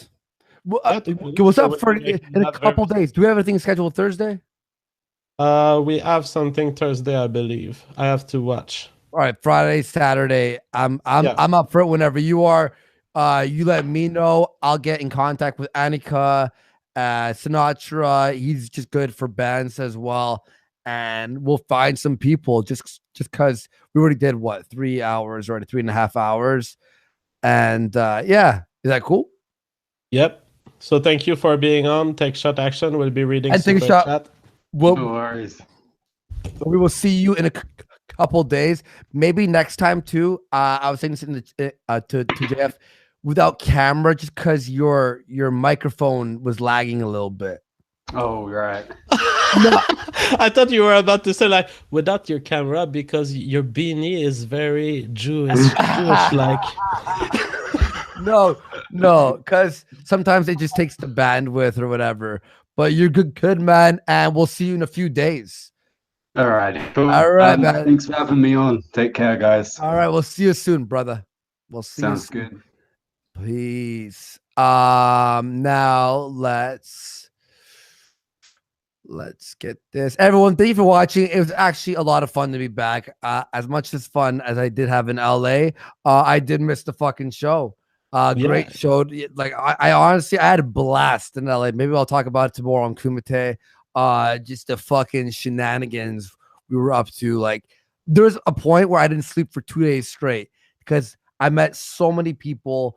Everyone was cool. You know how you hear, oh, LA is just full of liberals and progress. Nah, man. Like the people I was running into, I was chilling around Berkeley, Beverly Hills, and sorry, not Berkeley, Burbank, Beverly Hills, and Hollywood. Fucking awesome ass people. Uh, fucking Beverly Hills bars, man. Oof. There was a guy I was with who's really fucking high up in like I don't want to like I don't want to dox who it was, but we were at the bar, 17 American dollars for a drink. Oh yeah. And he was paying for me, and I'm like, I'm like, let's get out of here. He's like, no, man, it's cool. I'm like, he's like, I invited you, no worries, man. I'm like, dude, this is fucked. Hung out with Asian Andy, and a few other people. It was great times. I'm going back soon. Do you want to read some super chats? I wasn't even sure if Asian Andy was a joke in the context of your travel there. It's actually his name and his YouTube channel, Asian Andy. Well, his channel is Asian Andy, but his name is Steven. Everyone knows his real name, but someone just made a joke and called him Asian Andy once, and it just stuck, and that's his YouTube channel. And then on my last day there, I was fucking wiped on the last day. I just spent time on my laptop in the hotel. I ordered food at my door, just relaxing, right? Like before the long trip home, which was like a 12-hour flight back home because I had a layover. It was brutal. But I just started watching Asian. If you watch Asian Andy, search Asian Andy. He has highlighted clips. There's the one that me and Baked Alaska were on is the newest video on his channel. Someone edits his videos into a 10-minute highlight reel. But his videos, I was just addicted to. Me and him are DMing. I'm gonna go back to LA. We're gonna do it again. Too much fucking fun. Like he's done shit, man, that would make you just go, how is this guy not been shot? He would. It's just people with super chat and then it reads it out on the speakers. He was an Uber driver for a while and he'd have people in the back and then people would super chat and just scare the people. He's the balls of steel on Asian Andy. No, I think I saw one bit where you were in the Uber car and you brought the JQ, right? And somewhere, I don't know if it was a chat. I was like, even the edgy Asian Andy was looking a little uncomfortable. I asked him, hey, what's your opinion on the JQ? And the entire cab got cut quiet, and we're like, yeah, it's like, what? The edge is not that far. We've been too much on the edge. You're not even fit for the real world anymore. Dude, half the super chats are Hail Warski, like 1488, just constant super chats just on the memes because it was like, most of his audience and then a bunch of our audience jumped in. A lot of people were like, Andy, that's cringe. Like, why are you doing that? Like, why don't you be more serious? It's fun to fucking let loose and do fun, like retarded shit once in a while. And I had a blast. And it was like our audiences sort of mixed together. But at the end, the 5-hour mark, I had to we were at the In-N-Out Burger. You could see it on the live show. I had to abandon and go outside and eat alone. I couldn't, I was, hungry. I was tired. And we're in the In-N-Out Burger. And this was the worst. Like there was bad moments. This was the worst. We're in the In-N-Out, and the Kramer. Remember his stand-up where he goes, "Nigger." Here's the N-word is over and over. So it's a stand-up comedian who's on Seinfeld. He had like a meltdown on stage and starts screaming the N-word. He goes, "Nigger." And someone donated $30, and that just started playing at the loudest volume in the In-N-Out. And everyone, black people, everyone's looking at us. And I'm like, I have to eat outside. And everyone's just laughing at me because I'm outside just like, and my girlfriend called me. She's like, you go to LA.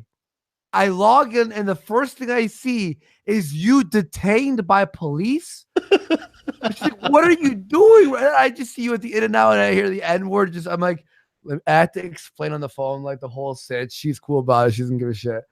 But my God. And the worst one too was we were at, I think it was Starbucks or one of the, and the DuckTales theme song?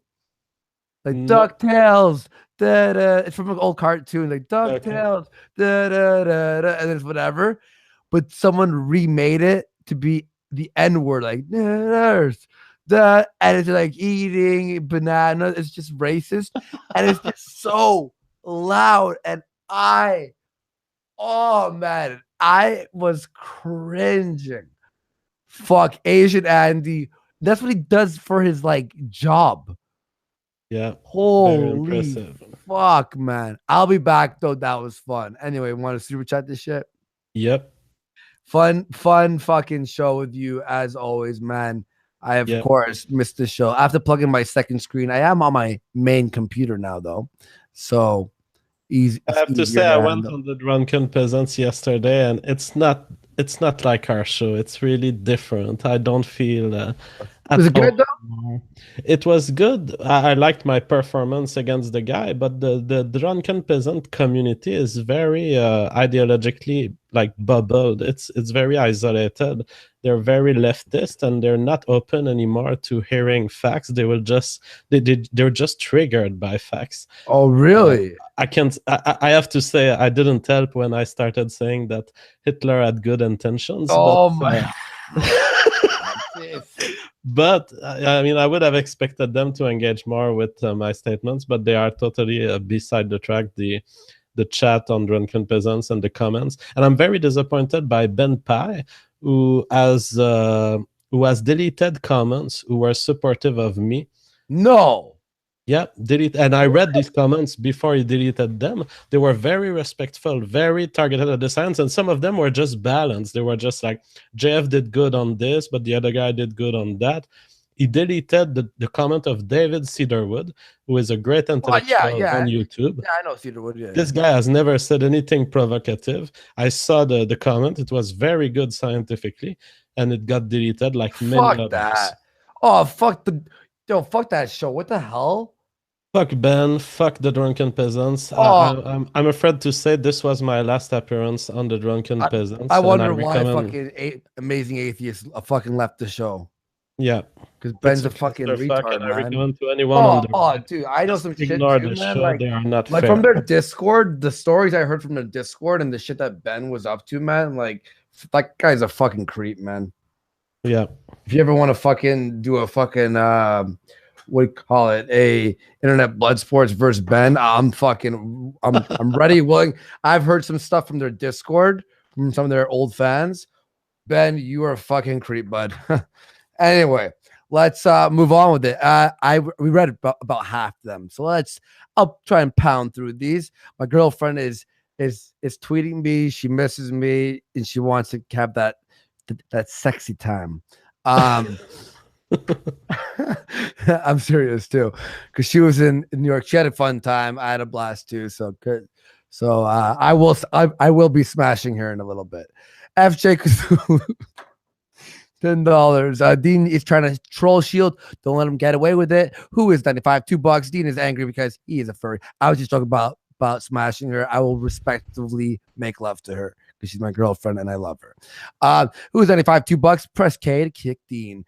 The frog spawned 5 pounds. Hey JF, you might be a frog and I might be a Rosbiff, but that shit with your false accuser is bogus, my guy. Best wishes for the future.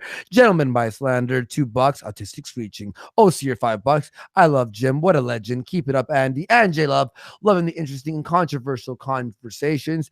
We need more of these as a species, not less. Who is 95? $10. Thorn is not pleased. We must have sacrifice. Press K to kick Dean. Kane, £2. Money Badgers are the same as Rebel Media. Octave Bullfrog, $2. I spend money on things besides the MRA. Am I bad? Who am I? 95, $2. Blood for the Blood God.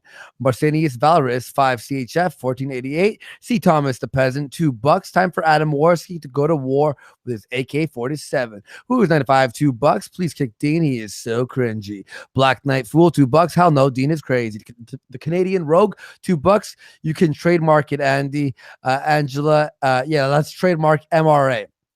Angela Richter, $5. JF and Andy, men's rights. Warski, Bearded True, $2. We was MRAs and shit.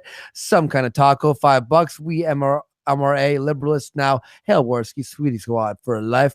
Platypie Girl, $5. Warski is the authoritative traps right activist. Hail Andy. Mercedes Valorous, 5 CHF. Press 1488. If JF is the king of MRA, I, $2. MRI Liberals Discord when. Gout Squad, €10. I came here to wreck everything and ruin your life. God sent me. Adam Transworski. Wolf with the top hat, $20. Have another sketchy super chat. Thank you, Wolf of Top Hat. We love you here. Producer Chris, I already read this, $50. I already made you a mod. Thank you for the huge donation. We love you here at Warski Live. Shauna Olson, $2. Take my money. You didn't ask. I gave. Wrong, Karen. Totally not a troll. 25 PLN. Dean, is that Max Colby in your AVI? LDC Deg, $1. Thank you. Spooky Meyer, $5. Give me a wrench and I'll protect the trapnel straight. And White Race, we must secure the existence of our traps and future for our trapnel states. And I know who you are. So let's add you as a moderator. Avow Liberty, $5. The fish's voice is so cuckish that I can practically hear Decon fucking his wife in the next room. Gout Squad, €10. Kick Kermit Fish, AW, $2. No more free rides. Prophet Muhammad, $50. I read this. Thank you so much. And you are the official prophet of all things. Heterosonic. And debauches the trap. No stay. Kane, £5. Sargon is like, though, you need to quit. Draw him out and shoot him. Don't say that. No threats. Not even funny and not good to do. And me and him will be talking soon. So let's lower that shit, okay? Where was I? And no mod for saying stupid threat things. That's stupid. Stefan Garner, $2. We'll wholeheartedly Andy and JF. Good show and fuck the UK. Buy a 000. $10. You two are like Jesse and Walter from Breaking Bad, but except you sell red pills instead of meth. Fuck yeah, that's good. That's actually good. I like that. Atheist Chaplain, 50 sec. Have you read Superintelligence by Nick Bostrom? JF can recommend. Maybe you can recommend that. Recovery Anonymous, $5. Stream on Gap. Sometimes they have tipping for streamers. Their servers are getting better every day and need streamers to build up their platform. Carl's Jr., $20. JF, we already subject to the hard drive of culture. Yeah, but it's different because culture does not print on your genes. Son of segment, $10. Yeah, I feel like you have read the Dune series or the Asimov books. Thou shalt not make a machine in the likeness of a human of mine type stuff. I can appreciate this kind of thought. I didn't get this idea from reading. I got it from scientific thinking. Fuck yeah. Gabriel Lopez, 20R. We just need to make AIs white. Gentlemen's bystander, $5. Nobody's making AI. They're making high-end fuzzy logic. These are complex heuristic engines. Prophet Muhammad, $5. So I'm not hearing an argument against AI sex robots. Jared Vance, $5. With the military moving to the more autonomous machines, what makes you think the military won't make an AI that can't be turned off? Because you never do that. You put a button on it. Gabriel Lopez, 10R. JF, have you played Fallout? Maybe the robots won't have an off switch because SJWs will call it murder. Then before we know it, we will be needing to accept malfunctioning, murderous robot refugees. These were called synths in Fallout. Even if that was to happen in a society, that society would eventually eliminate itself. The other societies would nuclear bomb the freaking robots and would be back to humanity. The only thing that's dangerous is when they gain control of your genes. All like khakis. I was just throwing out some humor there for all you. Sorry, guys. I know I should have been shot after that. Sorry. D-Bar Bucks, $5. Just accept your AI overlords. We are likely living in a simulation. Rocco Ballistics, sorry. Elizabeth Lurker, $2. Great show as always. Stay safe and blessed. German Niger, or I think he tricked me there. $5. In case of having an AI with a gene edit software that coming about, what would you do as a countermeasure if they were in another country? Nuke him. Prophet Muhammad, $2. Shots fired. Incoming. At America, $5. Money badges are obviously full of BS, and he doesn't have any secret plans that he doesn't tell everyone about. You know, if I had some secret plans, I'd be fucking saying it right now. Maxus, $2. Thank you. Sock account, $2. What's up with V hitting on JF in that video? I don't know about that, but thank you. Anchorage, $5. This was great, but when are we going to be talking about the ethno state? Vlad Romaniuk, $10. This AI conversation is a moot point. If these guys accept JF statements on phenotypic revolutions, they need to poke a hole in trickster printers, prove abiogenesis, or discredit RNA world theory. Absolutely. And if I can find someone who can do one of these three things, I know it won't happen, but if someone out there thinks he can do it, please be part of the discussion. Come here. Come on, let's do it. Vinny S, $5. If you can get AI to debate gun control with someone like Naked Ape, that would be a good show. Let's set that up. Spencer Smith, $5. Yeah, that would be a fucking solid show. Spencer Smith, $5. You got Chris back in the sweatshop making liberalist t-shirts for the white rice. Will he be permitted in the trap in those days? Of course. Crucial Bunny, $2, 2 hours. In 4.8 million suicides from the stream. Yeah, sorry, Karen. People are committing suicide because this stream. Prophet Muhammad, $20. What about Dank? We talked about that.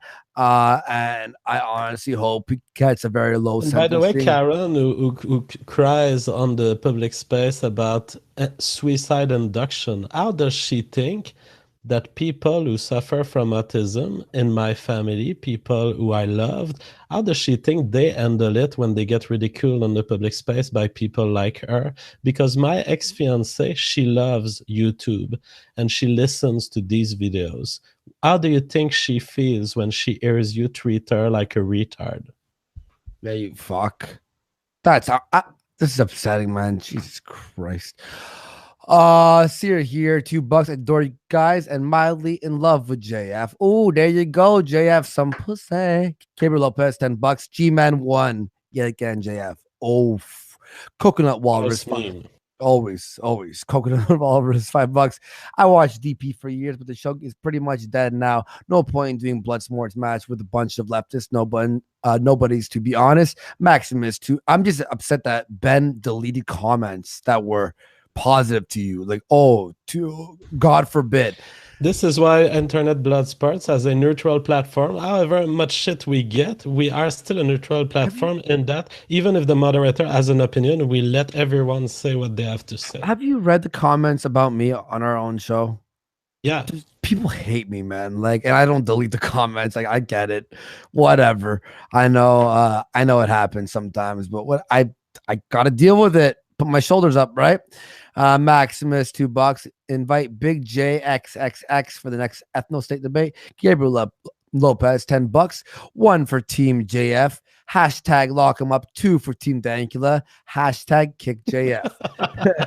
Dill Pickles, $2. If we keep donations coming, this will never end. JF, $5. Would Karen agree that the autist she was defending at the start of this shouldn't be allowed to have a lover for being, in her words, retarded? Good fucking point. Carl's Jr., $2. Bullshit culture controls reproduction. Ericoda, $5. Why couldn't, and hang on. So on the bullshit. Add moderator. I love Ericoda. Carl Senior, on the bullshit that you call, no, culture controls reproduction, but it does not print your genome. The problem of trickster printer comes when you print genomes and you determine their mutation, not when you select them. Oh, okay. Set a distant pig tree at $5. What if the master robot needs JF to make love, aka press the button or plug for it to shut down? Would he take one for the team? Kane, £5. You might want to take. I'm a bigot against robot sex. Are you? I am. I haven't even encountered these robot sex. We have to fight about this. I'm already a bigot against them. No, that's racism. Kane, £5. You might want to take talk about how DNA is the best storage device. We have it so we can store up to 7 terabytes. It might affect how it manipulates our genes. Dakota, $5. And why would AI need humans to replicate when they can make machines to do the exact same thing without all the resources of keeping them alive? Doorman 360, $2. Great show, guys. Here's a tip. Thank you very much. Dill Pickles, $2. Never end the stream. Spam them with donations. Eric Hoda, $2. Love you too, Andy. and you are now a moderator. And the last, but not least, donation that we have is Credible Stoner, $5. You missed my last super chat. I was asking if JF can do karaoke on a stream. So sorry, we did miss a couple. I think I couldn't find exactly. Just go on GFG live streams. I have like 3 hours of singing from 2 days ago. Okay, there you go. And I'm just a girl in the world. That's all I'll ever be, 'cause I'm just a girl. And last one, American Fossil, $2. Ethno State versus Mortar Straight. Summon McGog.